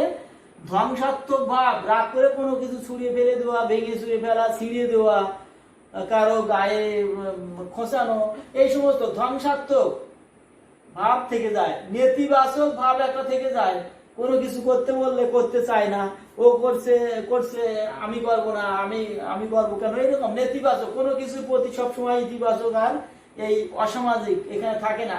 স্বার্থপরতা, সবসময় নিজের প্রতি চিন্তা করে, নিজের কি লাভ হবে, নিজের কি ভালো হবে, এইগুলো। এবার প্রভুত্ব ব্যঞ্জক, এখানে সবসময় ডমিনেট করতে চায় যে আমি সবার থেকে শ্রেষ্ঠ, এই শ্রেষ্ঠত্ব প্রমাণ করতে চায়, অসামাজিক আচরণ। এই অস্বাভাবিকভাবে যখন কেউ শ্রেষ্ঠত্ব অর্জন করতে চায় সেটা খারাপ হবে। এই জন্য দেখো এখানে নেতৃত্ব অর্জন, এই প্রভুত্ব ব্যঞ্জক আর নেতৃত্ব অর্জন দুটো সম্পূর্ণ আলাদা। এখানে গায়ের জোরে তারকে বসে আনার চেষ্টা করা, ওই যে তোমরা দেখেছো যে র্যাগিং ট্যাগিং গুলো টিভিতে দেখেছো, সংবাদে শুনেছো, কিছু কিছু ক্ষেত্রে কিছু কিছু বিশ্ববিদ্যালয়ে এগুলো মারাত্মক আকার ধারণ করে। প্রভুত্ব ব্যঞ্জক যেটা হয়ে যায়, আমাদের বুয়েটে আবরার হত্যা দেখেছিলে তোমরা, এইগুলো প্রভুত্ব ব্যঞ্জক। কিন্তু নেতৃত্ব কিভাবে অর্জিত হতে হয়, অর্জন করতে হয়, সেটা জাতির পিতা বঙ্গবন্ধু শেখ মুজিবুর রহমানের অসমাপ্ত আত্মজীবনী তোমরা পড়বা, তার কারাগারে রোজ নামচা পড়বা, তারই বুঝবা যে নেতৃত্ব আসলে কিভাবে অর্জন করতে হয়, এবং সে বিষয়ে আমরা আলোচনা করব। এখানে আছে, আমরা দেখবা তোমরা।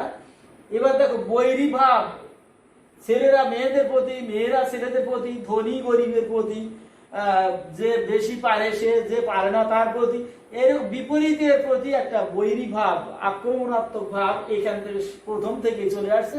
এবং কুসংস্কার, অসামাজিক কুসংস্কার একটা বিশাল সমস্যা। এখানে দেখো, ধর্মীয় ভাবে আমরা সবাই ধর্মভীরু মানুষ বাংলাদেশ।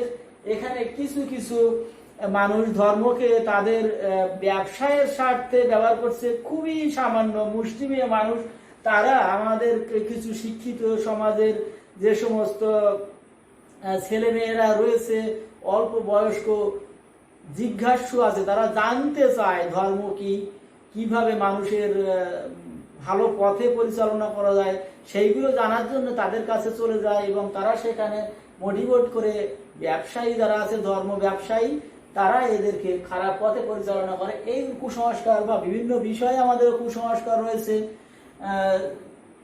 যেমন মনে করো যে যদি আমার হাতের এখানে 5টা জায়গায় 6টা আঙুল থাকতো, একটা আঙুল যদি কেটে ফেলে দিই তাহলে আমি মারা যাব, এরকম। যেমন দেখো, আমরা যদি চন্দ্রগ্রহণ হয়, সূর্যগ্রহণ হয়, ওই সময় আমরা ভাত খাই না, কেন? আমাদের এই তালুটা কাটা হবে, এইরকম। বা কারো ছেলে মেয়ের এই তালু এখানে ঠোঁট উপরে বা নিচে কাটা আছে, কেন হয়েছে? তার মা চন্দ্রগ্রহণ বা সূর্যগ্রহণ করার সময় খাওয়া দাওয়া করেছিল। এই সমস্ত নানান কুসংস্কার আমাদের রয়েছে, যেগুলোকে সংস্কার বলা হয়, কুসংস্কার না বলে সংস্কার বলা হয়। এগুলো প্রত্যেকটা ধর্মে কিছু কিছু রয়েছে যেগুলো ক্ষতি করে না, সেগুলো তো কোনো অসুবিধা নেই। কিছু সংস্কার মানুষের মঙ্গল বইয়ে আনে, কিন্তু কিছু সংস্কার মানুষের ক্ষতি বইয়ে আনে, সেটা খুবই সামান্য। এবং সেটা মুষ্টিমেয় স্বার্থান্বেষী কিছু ধর্ম ব্যবসায়ীদের দ্বারা এটা সংগঠিত হয়ে থাকে। এর জন্য ঢালাওভাবে কোনো কাউকে কখনো দোষারোপ করা যায় না। তাহলে এবার দেখো, সামাজিক দল, বাল্যকালের সামাজিক দল। সামাজিক দল কি? সহযোগিতা করে। সামাজিক দলে যখন বাচ্চারা একটা সমাজবদ্ধ থাকে, একটা দলে থাকে, তখন সেটাকে একটা সামাজিক দল বলা হয়। তখন সহযোগিতা করে, পরস্পর সহযোগিতা করে, এবং এই সহযোগিতা করার মাধ্যমেই তারা আনন্দ লাভ করে। যে কোনো কিছু দেখো, হারি জিতি নাহিলাজ, 10 মিলি করি কাজ, হারি জিতি নাহিলাল, আনন্দ। হেরে গেলেও তাতে আনন্দ। এখানে আমরা একটা বিষয় তোমাদেরকে মনে করো গুরুপাঠ দিলাম, তোমরা পারলে না, এটাও আনন্দ যে সবাই মিলে চেষ্টা করেছি, পারিনি, তাতে কি হয়েছে? সবাই মিলে তো চেষ্টা করেছি, নির্ধারিত পন্থায় আমরা এগিয়েছি, কিন্তু আমরা পারিনি, আমরা পারবো, এইটাই হলো আনন্দ, এতেই আনন্দ। এখানে কোনো দুঃখের কোনো জায়গা নেই, পারিনি এতে কোনো নিরানন্দ নেই, আমি চেষ্টা করেছি, এইটাই আনন্দ। চেষ্টা না করাটাই হলো নিরানন্দ। আর দেখ, অনুকরণ, এখানে অনুকরণ করতে চায়, আর অনুকরণ তো করতেই হবে। সামাজিক দল অনুকরণ করতে হবে, ছোটরা বড়দেরকে অনুসরণ করবে, অনুকরণ করবে, তা না হলে তারা শিখবে কোথায়? আমাদের সমাজে যে সমস্যাটা সৃষ্টি হয়, আমাদের সামনে কোনো আদর্শ নেই, আদর্শ কোনো ব্যক্তি থাকে না আমাদের সামনে। আমাদের শিক্ষা ব্যবস্থায় কোথাও আমরা এটা ভালোভাবে দেখতে পাই না যে আমরা অমুক শিক্ষক, অমুক প্রধান শিক্ষক, অমুককে, অমুক রাজনৈতিক নেতা, অমুক কবি, অমুক সাহিত্যিক, অমুক দার্শনিক, অমুক শিক্ষাবিদকে আমরা নিজেদের আদর্শ হিসেবে আমরা গ্রহণ করতে চাই। আমাদের শিক্ষাক্রমে পাঠ্যসূচিতে সেরকমও নেই, আমাদের সামনে সেইগুলো তুলেও ধরা হয় না। যার কারণে দেখো, অনুকরণের অভাবে আমাদের শিশুরা বিপদগামী হয়। এখানে বলেছিলাম যে কুসংস্কার কেন হয়, তারা খুঁজে চলেছে, তারা তাদের প্রশ্নের সন্ধান পাওয়ার জন্য খুঁজে চলেছে। সেটা যদি তারা পেত, তাহলে খারাপ পথে যাওয়ার কোনো সুযোগ সৃষ্টি হতো না। তাহলে দেখ, উদ্দেশ্যমূলক সমাজ, একটা উদ্দেশ্যকে সামনে নিয়েই সামাজিক দল কাজ করে থাকে। সেটা খেলাধুলো হতে পারে, বা বিভিন্ন সাহিত্য চর্চা হতে পারে, যে কোনো কিছুই হতে পারে। অংশীদারিত্ব, সবাই একসাথে কাজ করে। এখানে কে ছোট, কে বড়, কে ধনী, কে গরিব, কে মেধাবী, কে অমেধাবী, এসব কোনো কিছু বিষয় না। এখানে সবাই সমান অংশীদার হিসেবে কাজ করে। এবং বৈরী ভাব, সামাজিক দলে বৈরী ভাবটা থাকে। সামাজিক দলে মাঝে মাঝে, সব ক্ষেত্রে থাকে তারা, সামাজিক দলের মধ্যে বৈরী ভাব থাকে। কারো কারো মনে যে না, আমি বেশি পারি, আমি ভালো, আমি ধনী, এরকম।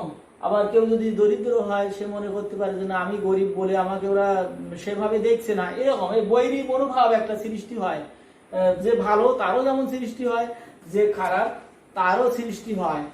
এটা প্রকাশিত হয় না, কিন্তু এটা থাকে। আর এটা প্রকাশ হলে তো দ্বন্দ্ব হয়ে যায়, সুতরাং এটা প্রকাশিত হয় না। যেহেতু একটা সামাজিক দলের মধ্যে আমরা চলি, দল মানে একটা বিশেষ আদর্শ বা বৈশিষ্ট্যকে সামনে নিয়ে যখন আমরা সবাই ওটা লালন করি, তখন আমরা কেবল ওই দলের সদস্য হতে পারি। যদি আমরা ওইটা বিশ্বাস না করি, ওই দলীয় নীতিমালাগুলো আমরা অনুসরণ না করি, সেইগুলো নিয়ে যদি আমরা কাজ না করি, তাহলে ওই দল থেকে আমি প্রত্যাখ্যিত হব। সুতরাং আমাকে ওই দলের সদস্য হতে গেলে দলের আনুগত্য অবশ্যই প্রকাশ করতে হবে এবং সেইভাবে আমাকে কাজ করতে হবে। সব সদস্যের সাথে মনোভাবটা একই নিয়ে আমাকে চলতে হবে। তারপর স্বীকৃতি, এবং সব সামাজিক দল স্বীকৃতি চায়, তারা যে কাজটা করুক সেটাকে তারা স্বীকৃতি চায়, সবাই স্বীকৃতি চায়, সামাজিক দলও চায়। এবার দেখো, বাল্যকালে পরিবারের কি ভূমিকা থাকে, আমরা কিন্তু পড়াচ্ছি সামাজিক বিকাশ, সামাজিক বিকাশের পরিবারের, সামাজিক দলের কি ভূমিকা ছিল এটা আমরা দেখলাম। এবারে দেখো পরিবারের কি ভূমিকা আছে, স্বীকৃতি। পরিবারে কারা থাকে প্রাথমিক পর্যায়ে? বাবা মা, দাদা দাদি, নানা নানি, কাকা কাকি, চাচা চাচি, ফুপা ফুপু ইত্যাদি, ভাই বোন ইত্যাদি থাকে, অনেক থাকে বা থাকে না, এরকম একক পরিবার, যৌথ পরিবার, বিভিন্ন তোমরা জানো। যাক, স্বীকৃতি যদি কারো কাছ থেকে পায়, তাহলে কিন্তু তার সামাজিক বিকাশটা খুবই সুন্দর হয়। এই স্বীকৃতি দেওয়ার ক্ষেত্রে কিছু আবার বাধ্যবাধকতা রয়েছে। যেমন যে তুমি যদি এসএসসি পরীক্ষায় এ প্লাস পেতে পারো, তাহলে তোমাকে আমি ল্যাপটপ কিনে দেব। তাহলে যদি এইচএসসি পরীক্ষায় তুমি কি কিনে দেবে? মোটরসাইকেল কিনে দেবে। এরকম ভাবে স্বীকৃতিটা যেন তার কাজের সাথে সামঞ্জস্য হয়, এরকম যেন স্বীকৃতি হয়। ন্যূনতম কিছু না, ভালো হয়েছে, বেশ করেছে, ভালো পারো তুমি, তোমার দ্বারা এটা সম্ভব বা তুমি বলে এটা পেরেছো, এটাই সবচেয়ে বড় স্বীকৃতি। হাততালি দেওয়া বা ভালো বলা, এইটার থেকে বড় স্বীকৃতি আর হয় না। অর্থমূল্যের থেকে মুখে স্বীকৃতি জানানোটাই হলো সবচেয়ে বড় স্বীকৃতি, যেটা পরিবারের পক্ষ থেকে প্রথমে শিশুরা আশা করে থাকে আর কি। এবং এটা হলো বাল্যকালে এই স্বীকৃতিটাই শিশুকে ভবিষ্যতে একজন বড় মাপের কোনো কিছু হতে সাহায্য করে। এবার উপেক্ষা, এই পরিবার থেকে যদি উপেক্ষিত হয়, তাহলে সে মনে করে আমি একা, আমার মাথার উপরে ছাদ নেই, আর আমাকে কিভাবে এই প্রতিকূল পরিবেশে চলতে হবে, আমি নিরাপত্তাহীন, এই সমস্ত নানাবিধ চিন্তা তার মধ্যে উদয় হয় এবং নিজেকে অপান্তেও মনে করে, যার কারণে তার পক্ষে আর এগিয়ে চলা সম্ভব হয় না। সুতরাং আমরা কোনো আমাদের সন্তানদের কেউ কখনো বলবো না যে তোমার দ্বারা এটা হবে না, তোমার দ্বারা হবে, তুমি চেষ্টা করো, কেন হবে না, অমুকে তো পারছে, তুমিও চেষ্টা করলে পারবা, আরো হয়তো ভালোই পারবা, এইরকম ভাবে উপেক্ষা করা যাবে না। তাহলে দেখো, উপেক্ষা করলে একজন সন্তান বিপদগামী হওয়ার অনেক সম্ভাবনা থাকে। এবার দেখো, সদ্গুণ, সদ্গুণ যদি থাকে, সন্তানের সদ্গুণ থাকবে, সেটা সে প্রকাশ করে, এটাকেও স্বীকৃতি দিতে হবে।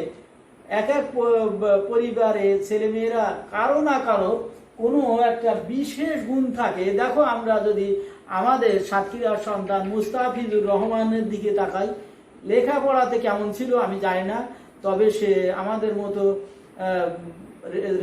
মানে ডিগ্রিধারী কোনো স্টুডেন্ট না, সেটা আমি বলতে পারি। আমাদের বিশ্বকবি রবীন্দ্রনাথ, আমাদের জাতীয় কবি কাজী নজরুল ইসলাম, তাদেরও আমাদের মতো সার্টিফিকেট নেই, কিন্তু আমরা তাদের ধারের কাছেও যেতে পারি না, কারণ তাদের একটা বিশেষ সৎ গুণ ছিল। এই সৎ গুণটা যাতে বিকশিত হতে পারে সেদিকে খেয়াল রাখতে হবে। আমার সন্তানকে ডাক্তার বা ইঞ্জিনিয়ার হতে হবে এমন কিছু নয়, জীবনে বেঁচে থাকার জন্য ডাক্তার বা ইঞ্জিনিয়ার বা বড় মাপের কোনো কিছু হতে হবে এমন কিছু নয়। তার নিজের মধ্যে যে সদ্গুণটা আছে ওটাই বিকশিত যদি হতে পারে, তাহলে সেই একজন বিশ্ব সভাতে নিজের স্থান অধিকার করে নিতে পারবে। এটা পরিবারকে সবসময় মূল্যায়ন করতে হবে। নিজেদের কোনো মতামতকে আমরা কখনো তাদের উপরে চাপিয়ে দেব না। কুঅভ্যাস, এইখানে কিছু কুঅভ্যাসের জন্ম নেয় এই সামাজিক দলের থেকে বা পরিবারের কিছু খারাপ আচরণ থেকে। পিতামাতার মধ্যে কিছু কুসংস্কার কুঅভ্যাস থাকতে পারে। সবাই পিতামাতা সন্তানদের ভালো চায়, কিন্তু পিতামাতাদের মধ্যে কিছু কুঅভ্যাস থাকতে পারে। একজন ডাকাত বা চোর, একজন ঘুষখোর, একজন দুর্নীতিবাজ, সেও সমাজে তার সন্তানকে কিন্তু ওরকমটা দেখতে চায় না। সমাজে তার সন্তানকে একজন মাথা উঁচু করে দাঁড়িয়ে থাকুক সেরকম একজন সন্তান হিসেবে দেখতে পছন্দ করে। এইগুলোকে এই কুঅভ্যাসগুলো সন্তান পরিবার থেকে পেয়ে থাকে। এইগুলো যাতে আমরা দূর করতে পারি তার জন্য আমাদের পরিবার নিজেদেরকে আগে সংশোধন করতে হবে। এই কুঅভ্যাসগুলো পরিবার থেকে অর্জিত হয়ে থাকে। মিথ্যে কথা বলা, চুরি করা, ছোটখাটো জিনিস, এই ছোটখাটো জিনিস দিয়ে সূত্রপাত হয়ে থাকে। এই কুঅভ্যাসগুলো যারা তারা ত্যাগ করে, কাউকে গালিগালাজ করা, এই সমস্তগুলো। এবার দেখো মতবিরোধ থাকে কিন্তু সেটা যেন ঝগড়াতে পরিণত না হয়, সেটা সবসময় আলোচনার মাধ্যমে, সবাই মিলে আলোচনার মাধ্যমে বা দুইজন হলে পারস্পরিক আলোচনার মাধ্যমে যুক্তিসঙ্গতভাবে সেটা সমাধান করার চেষ্টা করা হয়। সেটা যেন কখনোই ঝগড়া বা মারামারিতে রূপ না নেয়। এটা হলো পরিবার এইভাবে ভূমিকা রাখতে পারে একজন বাল্যকালে একজন শিশুর সামাজিক বিকাশের ক্ষেত্রে। তারপরে দুর্ব্যবহার, অনেকে দুর্ব্যবহার করে। আমার একটা বাচ্চা একটা গ্লাস ভেঙে দিল, তাকে আমি দুটো চড় মারলাম, আমার কাছে গ্লাসটা ফিরে আসবে না, বাচ্চার পিঠে আঘাত লাগলো, আমাকে ডাক্তারের কাছে নিয়ে যেতে হবে। এরকম দুর্ব্যবহারটা করা যাবে না। যেটা ঘটে গেছে পরবর্তীতে যেন না হয় সেটা তাকে বুঝাতে হবে। এইখানে আমরা পরে যখন দেখবো, ওইখানে আমরা একটা জিনিস পড়বো, শাস্তির একটা বিধান রয়েছে। শাস্তি কিভাবে দিতে হয়, শাস্তি কেন দেই, কেন দেওয়া দরকার, না দিলে কি হয়, কতটুকু দিতে হয়, কখন দিতে হয়, ঠিক সেরকম একটা বিষয় দুর্ব্যবহারটা আসলে শিক্ষা বা বাচ্চাদের সাথে করা যাবে না। ছোট থেকে শুরু করে কোনো বয়সে বাচ্চাদের সাথে পরিবার বা সমাজের কোনো বড় কেউ করতে পারবে না। আমাদের অনেক শিক্ষকরাও দেখেছি যে সে স্টুডেন্টদের সাথে দুর্ব্যবহার করে থাকে। কোনো ক্ষেত্রে এমনও হয়েছে যে প্র্যাকটিক্যাল পরীক্ষায় নম্বর না দিয়ে ফেল করানো হয়েছে, তার থেকে বোর্ড থেকেও তার সমস্যা সমাধানের জন্য চেষ্টা করা হয়েছে। এই সমস্তগুলো, এগুলোকে দুর্ব্যবহার বলা হয়। তো পরিবারেও এরকম দুর্ব্যবহার আছে। যে কোনো ছোটখাটো ভুল ত্রুটিতেই পরিবারের ছেলে মেয়েদেরকে বাবা মায়েরা মারে, গায়ে হাত তোলে, এই সমস্তগুলো করা যাবে না। বা অন্য পরিবারের অন্যান্য সদস্যরা এটা করে থাকে, এটা করা উচিত না। এটা করলে সামাজিকভাবে সে বিকশিত হতে পারে না। সামাজিক বিকাশের এটা বিধান নয়। সামাজিক বিকাশ হলো যেটা ভুল হয়ে গেছে সেটা পাস্ট, এরপরে কিভাবে এইটা না হয় সেইটাকে তাকে বোঝানো। এরপর আসি কুসংস্কার প্রত্যেকটা পরিবারে কিছু না কিছু থাকে। আমরা বিজ্ঞানের ছাত্র হলেও গলার মাধুরী থাকে। আমরা অনেক আরো অন্য কোনো বিষয় আছে, আমরা ওইগুলোতে যাচ্ছি না। যাই হোক, তোমরা একটা গল্প, এই কবিতা জানো যে টুনির গল্প, টুনির কবিতা তোমরা হয়তো শুনেছো। বিজ্ঞানে আমি 10 পেয়েছি, মাত্র 10, আমার কি দোষ বলো? প্রশ্ন যা ছিল সবই জানা, উত্তরও ছিল, প্রশ্ন যা ছিল সবই সহজ, উত্তরও ছিল জানা, ভাগ্য আমার সহায় ছিল না, পৌঁছাতে হলো দেরি, নইলে আমি কি তেমন ছাত্রী বিজ্ঞানে ফেল করি। সে সব সাবজেক্টে পাশ করে গিয়েছে, কিন্তু বাড়িতে নানান সমস্যার জন্য সেই দিন যেতে বাধা পড়েছে, পথে বিভিন্ন সংস্কারজনিত কারণে বাধা পড়েছে, যার কারণে সে পরীক্ষার হলে নির্দিষ্ট সময় পৌঁছতে পারেনি। না পৌঁছতে পারার কারণে সে বিজ্ঞান পরীক্ষায় লেটার মার্কস পায়নি, অন্য সবগুলোতে লেটার, বিজ্ঞানে মাত্র 10। এটা টুনির গল্পটা তোমরা পড়ে নিও। এটা একটা ভালো কবিতা আর কি, খুবই সুন্দর কবিতা, ইউটিউবে আছে, তোমরা পড়ে নিও। প্রণব ঘোষের কবিতা। তারপরে আমরা আসি নেতৃত্ব অর্জনটা কিভাবে করতে হয়। যেটা বলেছিলাম যে আমাদের জাতির পিতা বঙ্গবন্ধু শেখ মুজিবুর রহমানের দুটো বই তোমরা পড়ে নিও, অসমাপ্ত আত্মজীবনী এবং কারাগারের রোজনামচা। দেখো নেতৃত্ব কিভাবে অর্জিত হয়। একাত্মতা বোধ আসতে হবে। প্রথমে যে সংগঠন বা যে দল বা যে গোষ্ঠীর সাথে আমি সম্পৃক্ত হচ্ছি, আমাকে প্রথমে একাত্মতা ঘোষণা করতে হবে। এবং একাত্মতা ঘোষণা করার অর্থ হলো যে তাদের যে সমস্ত নিয়ম নীতি আছে সেগুলোকে আমাকে নিজের মনে করতে হবে, নিজের বলে বিশ্বাস করতে হবে, তাহলে আমাকে একাত্মতা বোঝাবে এটা। তারপরে দেখো পারদর্শিতা, ওই দলে একজন সভ্য বা সদস্য হিসাবে যদি আমাকে একটা উচ্চ আসনে যেতে হয়, তাহলে আমাকে বিভিন্ন দিকে পারদর্শিতা দেখাতে হবে। হয় খেলাধুলোয় বা ওখানে যে সমস্ত ধরনের ইভেন্ট আছে বা যে দলের যে সমস্ত কার্যক্রম আছে সেই সমস্ত কার্যক্রমের কোনো না কোনো দিকে আমাকে অবশ্যই পারদর্শিতা দেখাতে হবে, ভালো ফল দেখাতে হবে, তাহলে আমি নেতৃত্ব দিতে পারবো, আমাকে তারা মেনে নেবে। আমি প্রথমে একাত্মতা বোধ করলাম মন দিয়ে, অন্তর দিয়ে, তারপরে আমি আমার কর্মদক্ষতা দিয়ে দলের জন্য কিছু করলাম। তারপরে দেখো সহযোগিতা, পারস্পরিক সহযোগিতা, দলের জন্য সহযোগিতা মানে পারস্পরিক সহযোগিতা, প্রত্যেককে নিয়েই দল। সুতরাং পারস্পরিক সহযোগিতার মাধ্যমে আমরা দলকে, আমাদের সেই সংগঠনকে এগিয়ে নিয়ে যাব। আমরা আমাদের প্রতিষ্ঠানকে পারস্পরিক সহযোগিতার মধ্যে সামনে এগিয়ে নিয়ে যাব, ভালো করার চেষ্টা করব। এইটাই না আমাদের একাত্মতা। এবারে আসো দানশীলতা। এখানে অবশ্যই একটা স্যাক্রিফাইসের বিষয় থাকবে। এখানে সবাই এই সংগঠনের, এই দলের, এই গোষ্ঠীর সবাই সমান পারদর্শী নয়, সমান কাজ করতে পারে না, সবার সমান ক্ষমতা নেই। তাই বলে কারো সাথে কখনো কোনো বিষয়ে মতানৈক্য হবে না বা আমিত্ব হবে না যে আমি পারি অন্যরা পারে, এরকমটা কোনো বিষয় নয়। এখানে সবাইকে সাথে নিয়ে এটা কাজ করতে হবে। সবার প্রতি যার যেখানে ঘাটতি আছে সেখানে আমাকে সাহায্য সহযোগিতা করতে হবে।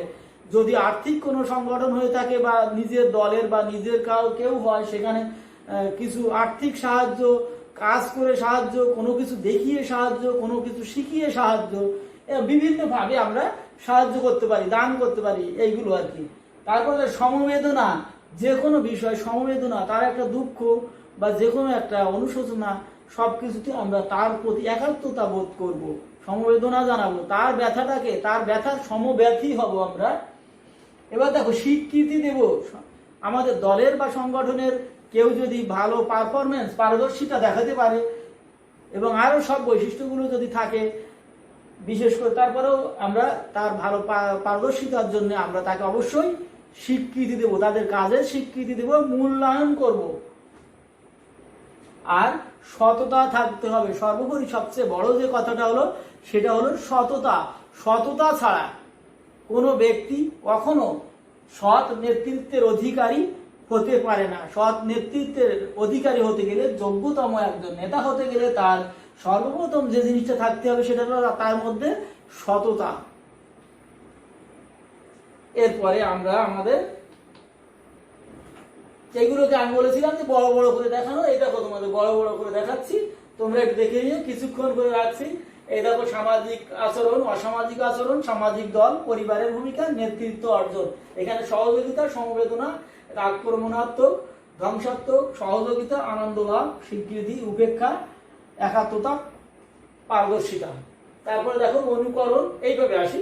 অনুকরণ, অর্থপরায়ণতা, অংশীদারিত্ব, প্রতিদ্বন্দ্বিতা, স্বীকৃতি।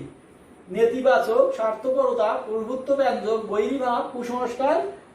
অনুকরণ, উদ্দেশ্যমূলক, অংশীদারিত্ব, বৈরীভাব, স্বীকৃতি। সদ্গুণ, কুসংস্কার, মতবিরোধ, দুর্ব্যবহার, কুসংস্কার। সহযোগিতা, দানশীলতা, সমবেদনা, স্বীকৃতি, সততা। এবারে আমরা আমাদের সর্বশেষ পয়েন্টে চলে আসছি। তাহলে আমরা বুদ্ধিভিত্তিক বিকাশ পড়িয়েছিলাম, আমরা আবেগীয় বিকাশ পড়িয়েছিলাম, সামাজিক বিকাশ পড়িয়েছি। এখন আমরা সর্বশেষ যে বিকাশ যেটা, সেটা হলো নৈতিক বিকাশ। নৈতিক বিকাশটা কাকে বলে আমরা একটু জেনে নিই, তারপরে বিভিন্ন বৈশিষ্ট্যগুলো কিভাবে আমরা ওইভাবেই সকালে দেখাবো তোমাদের। দেখো, ন্যায় অন্যায়ের অর্থ বুঝে সামাজিক রীতিনীতিগুলো মেনে চলার ক্ষমতাকে শিশুর নৈতিক বিকাশ বলা হয়। এখানে একটা জিনিস সম্পৃক্ত হয়েছে, ন্যায় অন্যায়ের অর্থ বুঝে সামাজিক রীতিনীতিগুলো, এক এক সমাজের রীতিনীতিগুলো মেনে চলে, অনুসরণ করে, বিশ্বাস করে, সেইগুলো মেনে চলার ক্ষমতা এটাকেই বলা হয় নৈতিক বিকাশ। আর সেখানে থাকবে কিসের সমন্বয়? থাকবে ন্যায় অন্যায়। ন্যায় অন্যায়ের অর্থ বুঝতে হবে এবং সেই অনুসারে সেই সমাজের রীতিনীতিগুলো মেনে চলার সামর্থ্য বা ক্ষমতাকে শিশুর নৈতিক বিকাশ বলে। নৈতিক বিকাশের কিছু বৈশিষ্ট্য আছে। দেখো, নৈতিক আচরণের কিছু বৈশিষ্ট্য, উপাদান বা গুণাবলী, কিছু ক্যারেক্টারিস্টিক্স। দেখো, নৈতিক আচরণের বৈশিষ্ট্য, উপাদান, গুণাবলী বা ক্যারেক্টারিস্টিক্স কি কি আছে। দেখো, অনেক কথাগুলো রয়েছে যা যা আমরা সদ্গুণের হিসেবে আমরা দেখে থাকি মানুষের মধ্যে। একজন মানুষের মধ্যে কি কি সদ্গুণ থাকা দরকার, নৈতিক গুণাবলী কি কি থাকা দরকার, নৈতিক গুণাবলী কি কি থাকা দরকার, নৈতিক বৈশিষ্ট্য বা কি, নৈতিক বৈশিষ্ট্যের উপাদান কি, এই সমস্তগুলো দেখো। আমি বলি ধৈর্য। ধৈর্য হলো 1 নম্বর জিনিস মানুষের নৈতিক বিকাশের বা নৈতিক গুণাবলীর 1 নম্বর বিষয় হলো ধৈর্য। সাহস, সাহস থাকতে হবে, ধৈর্য থাকতে হবে, সাহস থাকবে, দুঃসাহস নয়। হঠকারী সিদ্ধান্ত, হঠকারী কাজ করা এরকমটা না। সাহস, পরিকল্পিতভাবে ধারাবাহিকভাবে কোনো লক্ষ্যকে সামনে নিয়ে এগিয়ে চলার প্রত্যয়, এটাকে বলা হয় সাহস। তাহলে ধৈর্য থাকবে, সাহস থাকবে, লক্ষ্যকে সামনে নিয়ে এগিয়ে যাওয়ার। সততা থাকবে, সততার কথা আগে বলেছি, সততা থাকবে, আনুগত্য থাকবে, অহম্মিকত্ব থাকবে না। আমি পারি, আমি এটাতে তো লেটার পেয়ে বসে আছি, এরকমটা না। আনুগত্য থাকবে। খরগোশ আর কচ্ছপের গল্প তো তোমরা জানো। আনুগত্য থাকবে, অহম্মিকত্ব থাকবে না। তাহলে তুমি সর্বশ্রেষ্ঠ হলেও তুমি ভূতলে পতিত হবে। সুতরাং তুমি যতই মাথা উঁচু হও না কেন, তোমার ওপরেও আর একজন হয়তো পারে। সর্বোপরি সর্বশক্তিমান সৃষ্টিকর্তা রয়েছে। তো এখানে আনুগত্য থাকতে হবে, সৌজন্য বোধ থাকতে হবে। অসৌজন্য তো থাকবে না। আমার অনেক কষ্ট, দুঃখ, বেদনা থাকতে পারে, আমার অনেক কাজের ঝামেলা থাকতে পারে, আমার অনেক অসুবিধা থাকতে পারে, তারপরে কেউ যদি আমার সামনে আমার সাক্ষাৎ নিতে আসে, আমার সাক্ষাৎ পেতে চায় বা আমার সাথে দেখা করতে চায়, আমি যেন শত সমস্যার মাঝেও হাসি মুখে তার সাথে সৌজন্যমূলক ভাবে কিছু বলে তাকে বলতে পারি যে আজকে না অমুক সময় আমি পারবো। সেটা যেন হাসি মুখে হয়, কোনো রূঢ় ভাবে না হয়। বা আমার কাছে একটা কেউ কোনো জিনিস চাচ্ছে, আমি দিতে পারছি না, কিন্তু সেটা যেন রাগ ভাবে না হয়, না আমি একটু দিতে পারবো না, হবে না, এরকমটা না। না আমি এই মুহূর্তে পারছি না, পরে চেষ্টা করব, তোমার এই সমস্যা যদি থাকে পরে আসার চেষ্টা করো।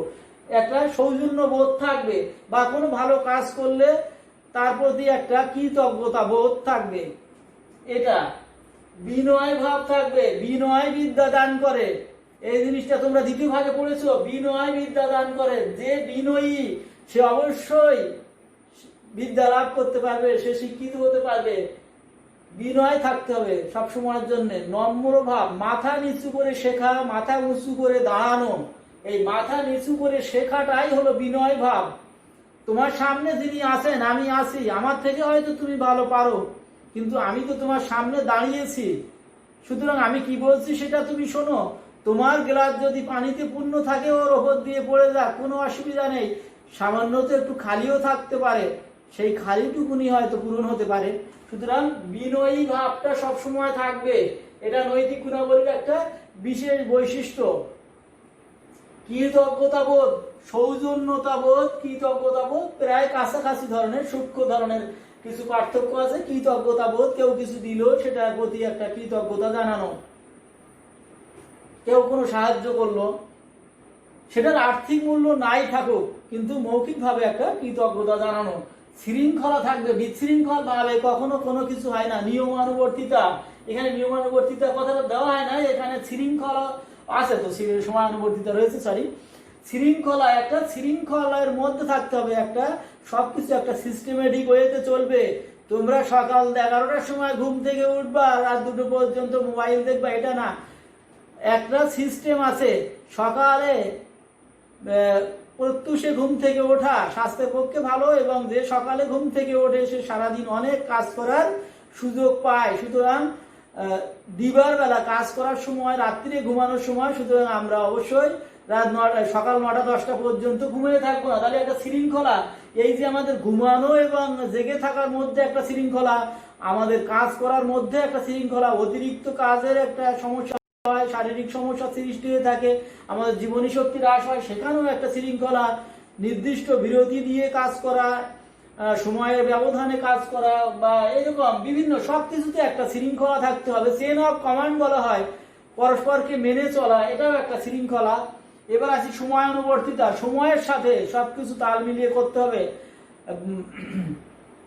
মনে করো যে শীতকালে আমরা শীত, যে ধরনের শীত অনুভব করি, গরমকালে সেই শীতটা আমরা অনুভব করি না, আবার শীতকালেও এই ধরনের গরম অনুভব করি না। সুতরাং এক সময়ের জিনিস আর এক সময় আমরা চাইলে পাবো না। সুতরাং সময়ের এক ফোঁড়, অসময়ের হাজার ফোঁড়। সুতরাং স্টুডেন্ট লাইফ শিক্ষা গ্রহণের সময় ছাত্রনাং অধ্যয়নং তপ, শিক্ষার্থীদের উচিত শুধু পড়ালেখা করা, এর মধ্যে দিয়েই তোমরা তোমাদের জীবনের সামনে লক্ষ্যতে পৌঁছে যেতে পারবে।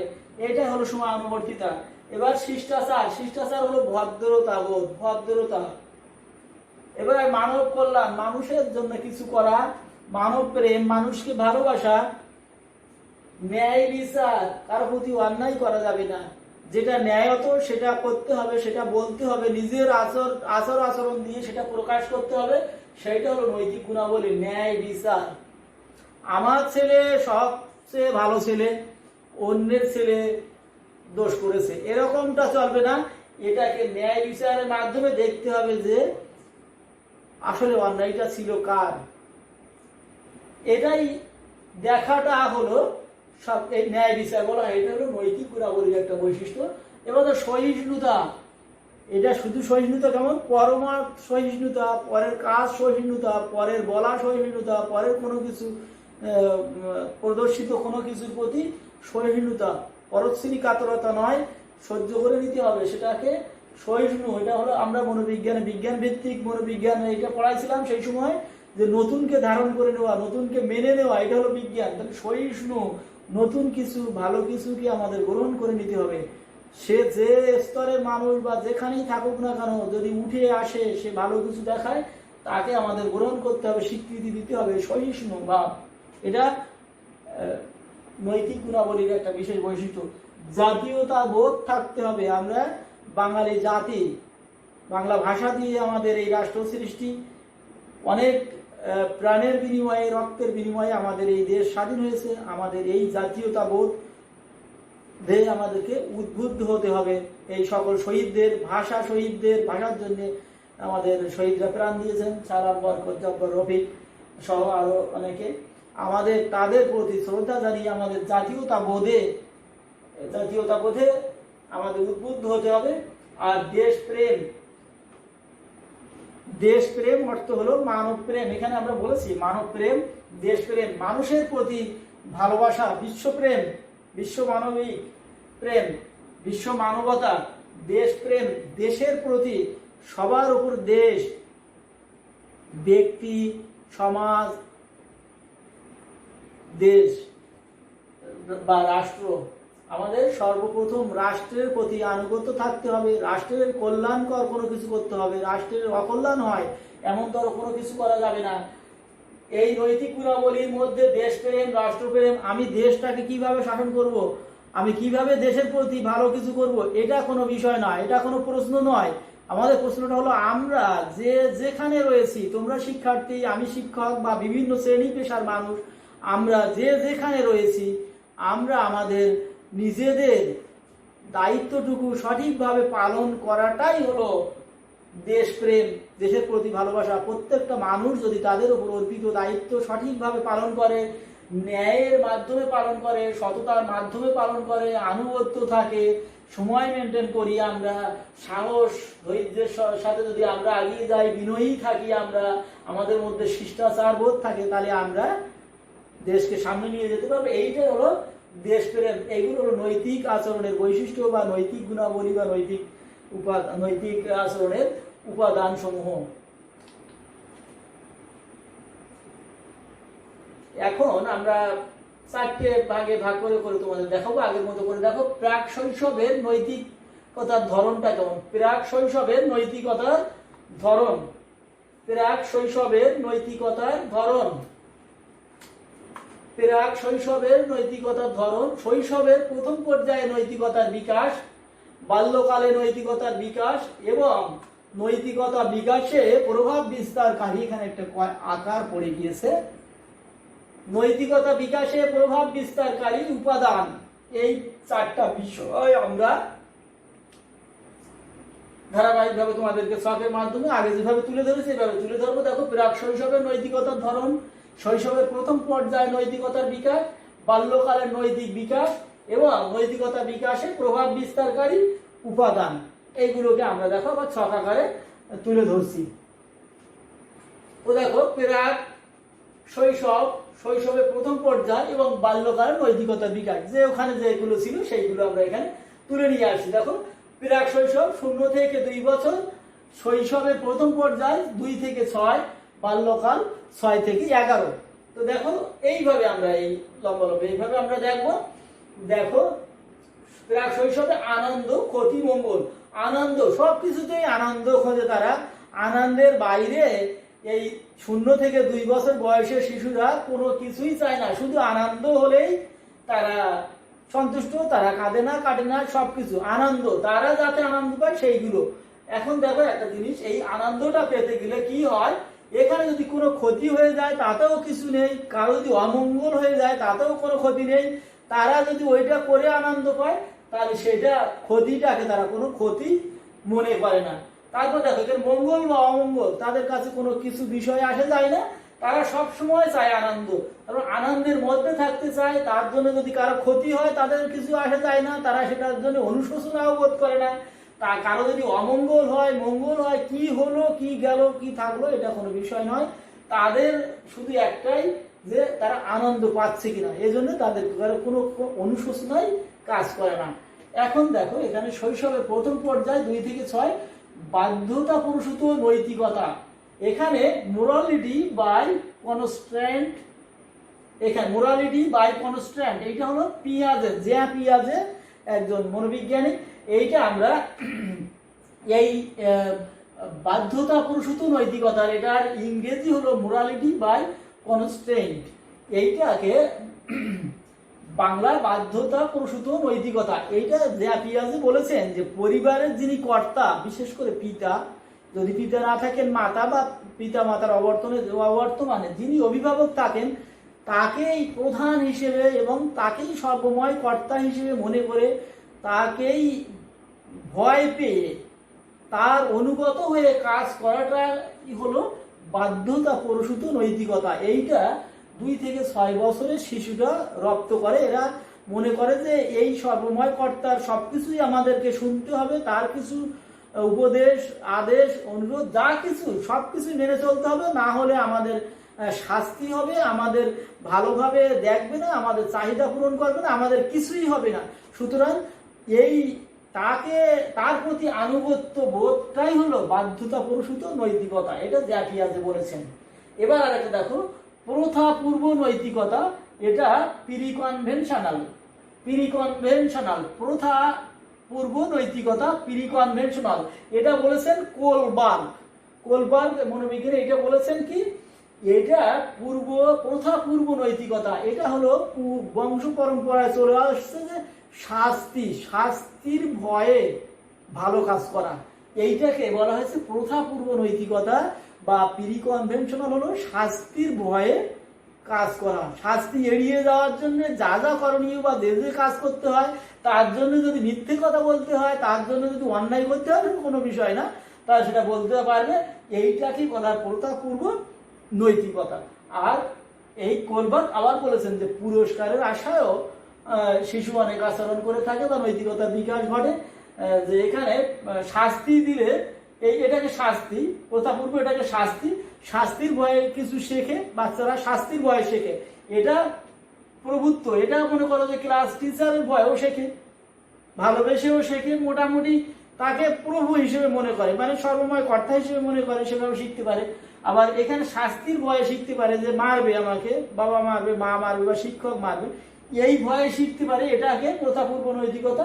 আবার পুরস্কারের আশা শিখতে পারে, যে না আমি এটা করলে তো আমাকে পুরস্কার দেয়, তুমি এই কবিতাটা মুখস্থ বললে তোমাকে একটা চকলেট দেবো, বা এরকম করতে করতে বিভিন্ন পুরস্কার, পরে হাততালি দেবো বা ভালো হয়েছে ধন্যবাদ, বা তুমি খুব ভালো হয়েছে, তুমি সেরা, তুমি পারবে, তুমি বড় মাপের একজন কবি হবে বা ভালো কিছু হবে, এই পুরস্কার বা এই স্বীকৃতি পাওয়ার জন্য কাজ করা, এটা ওটা নৈতিকতা বিকাশ এইভাবে হয়। এই নৈতিক পুরস্কার পাওয়ার জন্য নৈতিকতার বিকাশ লাভ করে, নৈতিক বিকাশ লাভ করে, পুরস্কার পাওয়ার জন্য, শাস্তি এড়ানোর জন্য, আবার অভিভাবক হিসেবে মানার কারণেও এই নৈতিকতার বিকাশ আসে শৈশবের প্রথম পর্যায়ে। এবারে বাল্যকাল 6 থেকে 11। মিথ্যাকে সবসময় অন্যায় মনে করে না, মিথ্যাকে সবসময় অন্যায় মনে করে না। বাল্যকালে 6 থেকে 2 বছর মিথ্যাকে তারা অন্যায় মনে করে, কিন্তু এখানে বলা হয়েছে সব সময় নয়, কিছু কিছু ক্ষেত্রে মিথ্যা বলা যায়। যদি মিথ্যা বলি তাহলে বাবা হয়তো মাকে মারবে, সেক্ষেত্রে না, মিথ্যাটা বলা যায়। আমি একটা ভুল কাজ করে ফেলেছি বা একটা গ্লাস ভেঙে ফেলেছি বা কিছু একটা করে ফেলেছি অন্যায়, এটা যদি বলি তাহলে যে আমি করেছি তাহলে মার অবধারিত।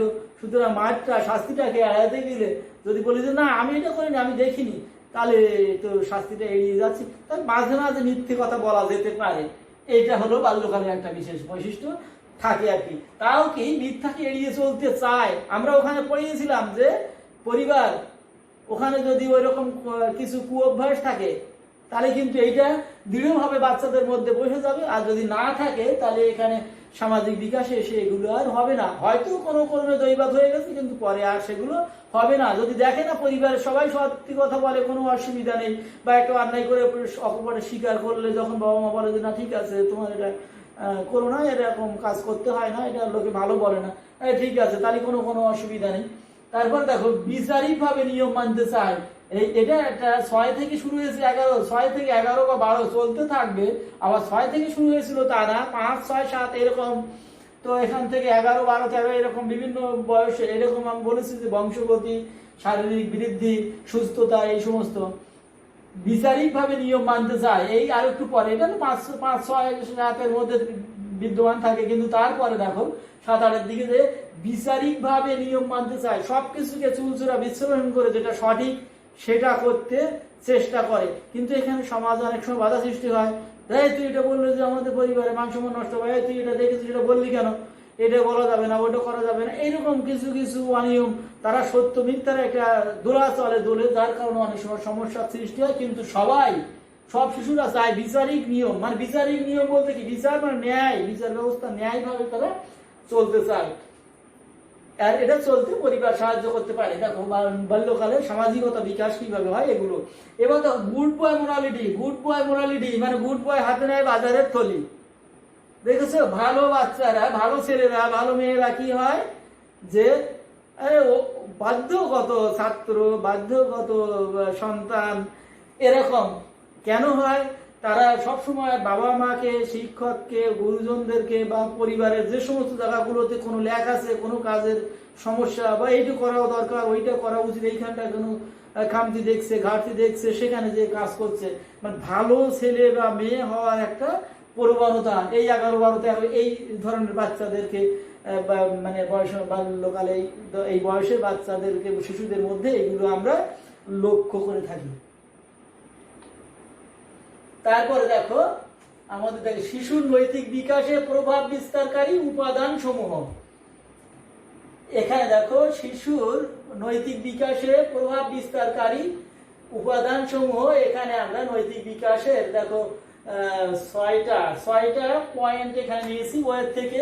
পরিবার, খেলার সাথী, বিদ্যালয়, ধর্ম, বুদ্ধি এবং বিনোদন কিভাবে নৈতিক বিকাশে সাহায্য করে আমরা দেখি। নৈতিক বিচারের ওখানে যখন প্রশ্ন এসে যায় তখন আমরা আগে সংজ্ঞায় চলে যাব। নৈতিক বিকাশটা কি? তাহলে ন্যায় অন্যায়ের অর্থ বুঝে সমাজ স্বীকৃত রীতিনীতিগুলো মেনে চলার ক্ষমতা অর্জন করা হলো নৈতিকতা বিকাশ। তাহলে পরিবারে বসবাস করে একজন শিশু কিভাবে নৈতিকতার বিকাশ লাভ করতে পারে, সেক্ষেত্রে আমরা কি বলবো, পরিবার তাকে ভালো কাজে উদ্বুদ্ধ করবে, স্বীকৃতি দেবে যে কোনো ভালো কাজের জন্য। যদি সে, এখানে আমি আরেকটু বলে রাখি, এখানে শাস্তি, এখানে পুরস্কার, অনেক কিছু জিনিস বলেছিল, এগুলোকে আমি এই সব ক্ষেত্রে ওই কথাগুলো এখানে ঢুকিয়ে দিতে চাচ্ছি। দেখো পরিবারের ক্ষেত্রে পুরস্কার, খেলার সাথীদের ক্ষেত্রে পুরস্কার, বিদ্যালয়, ধর্ম, বুদ্ধি, বিনোদন সর্বক্ষেত্রে পুরস্কারের বিষয়টা যদি আমি নিয়ে আসি, তার পুরস্কার দেওয়া যেতে পারে বা দেওয়া ভালো, কোনো কিছু শেখাতে বা কোনো মানে নৈতিকতা বিকাশ ঘটাতে গেলে ভালোভাবে আমাদের পুরস্কারের কোনো বিকল্প নেই, পুরস্কার দিতে হবে, কিন্তু সেটা যেন মাত্রা ছাড়িয়ে না যায় এবং সে যে পরিবেশে বসবাস করে, যাদের সাথে যে সমস্ত খেলার সাথী বন্ধু বান্ধবদের সাথে চলাফেরা করে, যেন তাদের সামঞ্জস্যতা থাকে, অসামঞ্জস্য যেন কোনো উপহার সামগ্রী বা পুরস্কার না হয়, সেদিকে খেয়াল রাখতে হবে। এবার যদি আমরা শাস্তির দিকে আসি, শাস্তিকে এড়িয়ে যাওয়ার কথা বলা হয়েছে, এখন শিক্ষার সর্বস্তরে বলা হয়েছে শাস্তি বর্জন করার জন্য, কিন্তু মনোবিজ্ঞানের ভাষায় শাস্তি দেওয়া যাবে, কিন্তু সেই শাস্তিটা যেন শারীরিক শাস্তি না হয়, এটা সবসময় খেয়াল রাখতে বলা হয়েছে। শাস্তি, তবে শারীরিক শাস্তির থেকে মৌখিক শাস্তি, তিরস্কারটা সবচেয়ে বেশি ক্ষতিকারক এবং ক্ষতিকর প্রভাব রাখে। শারীরিক আঘাত মুছে যায়, কিন্তু মানসিক আঘাত, মুখে যদি কাউকে বাক্য বানে জর্জরিত করা হয়, তিরস্কার করা হয়, সেটা কেউ ভুলতে চায় না, দীর্ঘস্থায়ী হয়। সুতরাং এটাও যেন না হয়। সবসময় তোর দ্বারা কিছু হবে না এরকম না, তোর দ্বারা হবে এরকম ইতিবাচক বাক্য, এটা হলো পুরস্কার, কিন্তু তিরস্কার ওইটা, কিন্তু এরকম তিরস্কার যেন আমরা কেউ না করি। সেটা না পরিবার, না খেলার সাথী, না বিদ্যালয়, না ধর্ম, না বুদ্ধি, না বিনোদন, সব ক্ষেত্রে। তাই শাস্তির এরকম একটা বিষয়, এবং শাস্তির বিষয়টা এরকম হবে বা পুরস্কারের বিষয়টা এরকম হবে, কাজ করার সাথে সাথে তাকে শাস্তি দিতে হয় বা পুরস্কার দিতে হয়, সেটা মাত্রা যত সামান্য হলেও কিন্তু সেটা সাথে সাথে হতে হবে। আজকে একটা অন্যায় করলো, 5 দিন পরে যায় তুই এই কাজটা করলি কেন, আজকে মারলাম, এরকম না, বা তাকে কিছু কথা বললাম বা কিছু বুঝালাম, এরকমটা না। আবার কিছু ভালো কাজ করলো, আজকে ভালো করলো, এখান থেকে 2 সপ্তাহ পরে দেবো তুমি ওই ভালো কাজটা করেছিল, এই নাও একটা পুরস্কার, এরকম না। সেটা মানে যুগপথ হতে হবে, পুরস্কার এবং শাস্তিটা মানে তার কৃতকর্মের জন্য যুগপথ হতে হবে, খুব তাড়াতাড়ি সংগঠন করতে হবে এরকম। আর এগুলোর মাত্রা সবসময় সহনশীলতার মধ্যে রাখতে হবে, এবং পুরস্কারের ক্ষেত্রে হাততালি দেওয়া বা ভালো প্রশংসা করা, এটাই সবচেয়ে ভালো। আর এদিকে যাচ্ছি না, এবার খেলার সাথী। এই দেখো, শিশুর নৈতিকতা বিকাশে খেলার সাথে একটা বিশাল ভূমিকা পালন করে। পরিবার চায় তার সন্তান ভালো হোক, কিভাবে ভালো হবে সেটা হয়তো সে জানে না, কিন্তু সব পিতামাতা চায় তার সন্তান ভালো কিছু করুক, ভালো হোক, ভালো মানুষ হোক। কিন্তু খেলার সাথীরা এইখানে এসে সমস্যা সৃষ্টি হয়ে যায়, বিদ্যালয়ে হয়ে যায়, এদিকে। তো যাই হোক, আমরা কি খেলার সাথী সবাই খারাপ না, ওর মধ্যে 2-1 খারাপ, বলে না কুসংসর্গ, 2-1 হয়তো দুষ্টু আছে, একটা গোয়ালে দুষ্টু বড় 1-2 থাকে, এরকমটা হতে পারে। এবার তাদের সংস্পর্শে যে যদি তাকে ভালো না করতে পারে, নিজেই খারাপ হয়ে যায়, তাহলে এটা হলো খারাপ, নৈতিক চরিত্রের অধঃপতন হবে এবং সে নিজের জীবন থেকে নিজেকে হারিয়ে ফেলবে, সমাজ থেকে সে পিছিয়ে যাবে, নিজেই বিলুপ্ত হবে একদিন। তো এই জন্য খেয়াল রাখতে হবে, সেটা পরিবারেরও দায়িত্ব যে সে কাদের সাথে মিশছে এবং সেখানে কোনো ক্ষতিকর আছে কিনা। ধনী গরিব, মেধাবী উচ্চ মেধাবী এরকম কোনো বিষয় নয়, সেখানে কোনো খারাপ কোনো আচরণ শিখছে কিনা, কোনো কিছুতে আসক্ত হচ্ছে কিনা, এই সমস্ত বিষয়গুলো খেয়াল রাখতে হবে পরিবারকে। আর সেই দলে সেই খেলার সাথীদেরকে নিজে ত্যাগ করতে হবে, এড়িয়ে যাওয়ার চেষ্টা করতে হবে, আর যদি পারা যায় নিজে ভালো করতে হবে। এখানে একটা ভাব সম্প্রসারণ বলি, উত্তম নিশ্চিন্তে চলে অধমের পিছে, অধম যে সে চলে তফাতে, যে উত্তম সে সবার সাথে চলতে পারে, সবাইকে ভালো করতে পারে, কিন্তু যে মধ্যম সে নিজে খারাপ হওয়ার ভয়ে সে উত্তম এবং অধমের মাঝখান দিয়ে চলে যায়, যাতে যেন গায়ে কোনো কাদা না লাগে। এই হলো খেলার সাথী বিষয়। এবার আসে বিদ্যালয় থেকে বলেছে শাস্তি পুরস্কার, এগুলো উঠিয়ে দিয়েছে পুরস্কারটা রয়েছে, শাস্তি অনেকেই দোষারোপ করেছে, শাস্তিটা উঠে দিয়ে লেখাপড়া আর হলো না, কিন্তু না, এটা ভুল ধারণা। আসলে আমি একটা অঙ্ক পারলাম না বা ইংরেজি পারলাম না, তার জন্য যদি আমাকে মারা হয়, আমি কি ওইটা পারবো না। আমাকে তার পূর্বের ক্লাসটা বা যে জিনিসটা আমি বুঝতে পারছি না, সেটাকে যদি আমাকে বুঝিয়ে দেওয়া হয়, তাহলে আমি পারবো। কেউ হয়তো একবারে পারে, কেউ হয়তো ইঙ্গিত দিলে পারে, কেউ একবারে পারে, কেউ 5 বারে পারে, কেউ 10 বারে পারে। সেই জন্য গ্রুপ ওয়ার্ক করতে হবে, তারপরে দেখতে হবে যে গ্রুপ ওয়ার্ক করার মাঝে যদিও তারপরে কেউ কিছু খালি থাকে বা না পারে, যারা টিম লিডার হয়ে গেছে, মানে ওই বিষয়ে দক্ষ হয়ে গেছে, তাদের দ্বারা যদি না পারে, শেষে যে একজন শিক্ষক সবাইকে আর তখন আর ঢালাওভাবে বোঝাতে হয় না, একজন দুইজন স্টুডেন্টকে স্পেশালি কেয়ার নিলেই তো ভালো একটা কিছু ফলাফল পাওয়া যায়। আমরা তা না করে তুই পড়া বল, দাঁড়িয়ে থাকো, এই পড়া বলো দাঁড়িয়ে থাকো, এই কান ধরে বেঞ্চের উপরে উঠে দিলাম, নালে যে বেতের বাড়ি মারলাম 5-6টা করে, এরকম শাস্তির কোনো মানে হয় না, এটাতে কোনো কাজ হয় না। কি উদ্দেশ্যে মারলাম এটার কোনো উদ্দেশ্য চরিতার্থ হয় না, এই জন্য শাস্তিটাকে নিরুৎসাহিত করা হয়েছে। এবার আসি আমাদের ধর্ম। ধর্ম হলো নৈতিকতা শিক্ষা। ধর্ম হলো নৈতিকতা শিক্ষা। আমাদের বিভিন্ন শ্রেণীতে ধর্ম রয়েছে, ইসলাম ধর্ম, হিন্দু ধর্ম, বৌদ্ধ ধর্ম, খ্রিস্টান ধর্ম, এরকম। তো এই ধর্মগুলোকে যদি আমরা ধর্ম ও নৈতিক শিক্ষা আমরা বইয়ের উপরে দেখি, ওখানে ধর্ম ও নৈতিক শিক্ষা ব্র্যাকেটে মুসলমান ধর্ম, ব্র্যাকেটে হিন্দু ধর্ম, ব্র্যাকেটে বৌদ্ধ, ব্র্যাকেটে খ্রিস্টান, এরকম। তো এইটা যদি একত্রে হতে পারত ধর্ম ও নৈতিক শিক্ষা, তাহলে সব ধর্মের শিক্ষার্থীরা সব ধর্ম বিষয় সম্পর্কে প্রত্যেকটা ধর্মের যে সারমর্মগুলো আছে সবাই সেগুলো জানতে পারত, প্রত্যেকটা ধর্মের মধ্যে কি রয়েছে, একে অন্যের প্রতি একটা শ্রদ্ধা বোধ জন্মগ্রহণ করতো। তা না এখানে ওই পাশে কিছু মুসলমান ধর্ম স্টুডেন্ট চলে গেল, এই পাশে কিছু হিন্দু, ওই পাশে কিছু খ্রিস্টান, এই ওখানে যে কে কি শিখছে, যার মতো করে যার সে শিখছে। এই ধর্মগুলো তো আলাদা নয়, ধর্ম হলো মানব কল্যাণে, জাতির কল্যাণে, মানুষের কল্যাণে, মানুষের মুক্তিতে, দেশের কল্যাণে, পৃথিবীর মুক্তির জন্য। তো সেক্ষেত্রে আমাদের ধর্ম ও নৈতিক শিক্ষা হলে খুবই ভালো হতো। সবাই ক্লাস করবে, বাংলা ইংলিশ ক্লাস যেমন করছে ধর্ম ক্লাসটাও সবাই করবে। ইসলাম ধর্মে কি আছে, কোরআন শরীফে কি বলা হয়েছে, আদর্শ কিভাবে পথ দেখানো হয়েছে, হযরত মুহাম্মদ কি পথ প্রদর্শন করেছেন, হিন্দু ধর্মে বেদ বা গীতা, মহাভারত, রামায়ণে কি বলা হয়েছে, বিভিন্ন উপাখ্যান রয়েছে। তারপরে খ্রিস্টান ধর্মে যীশু খ্রিস্ট কি বলেছেন, কিভাবে মানুষকে সত্যের পথ দেখিয়েছেন, এরকম বিভিন্ন সবগুলো যদি সবাই জানতে পারতো, তাই পরস্পরের প্রতি যে একটা অন্ধকার আচ্ছন্ন, মানে না জানা, একাডেমিক ভাবে না জানার একটা বিষয় দূর হতো। তাহলে সবাই সবার ধর্ম সম্পর্কে জানলে কারো ধর্মের প্রতি হিংসা বিদ্বেষ হানাহানি থাকতো না। এজন্য তাহলে দেখা যেত যে আমাদের আর কোনো করে আলাদাভাবে কোনো সমস্যার সৃষ্টি হতো না। যাই হোক, সেটা হয়তো ভবিষ্যতে হবে, এটা আসলে সবাই, আমিও চাই, আমি একজন হিন্দু মানুষ, আমিও চাই ইসলাম ধর্মে কি বলে সেটা জানার জন্য। একজন খ্রিস্টান ধর্মে কি আছেন, উনি হয়তো হিন্দু ধর্ম বা মুসলমান ধর্মে কি আছে জানতে চাই। আমরা প্রত্যেকেই বিভিন্ন ধর্মে কি আছে, কোন বিষয়গুলো ভালো, সব ধর্মে ভালো বিষয়গুলো রয়েছে। কোনো ধর্ম বলে নাই যে চুরি করো, ডাকাতি করো, খুন করো, এসবগুলো কখনোই বলে নাই। সব ধর্মে বলা হয়েছে মানুষের ভালোবাসো, মানুষের মঙ্গলার্থে কিছু করো, এটাই ধর্ম।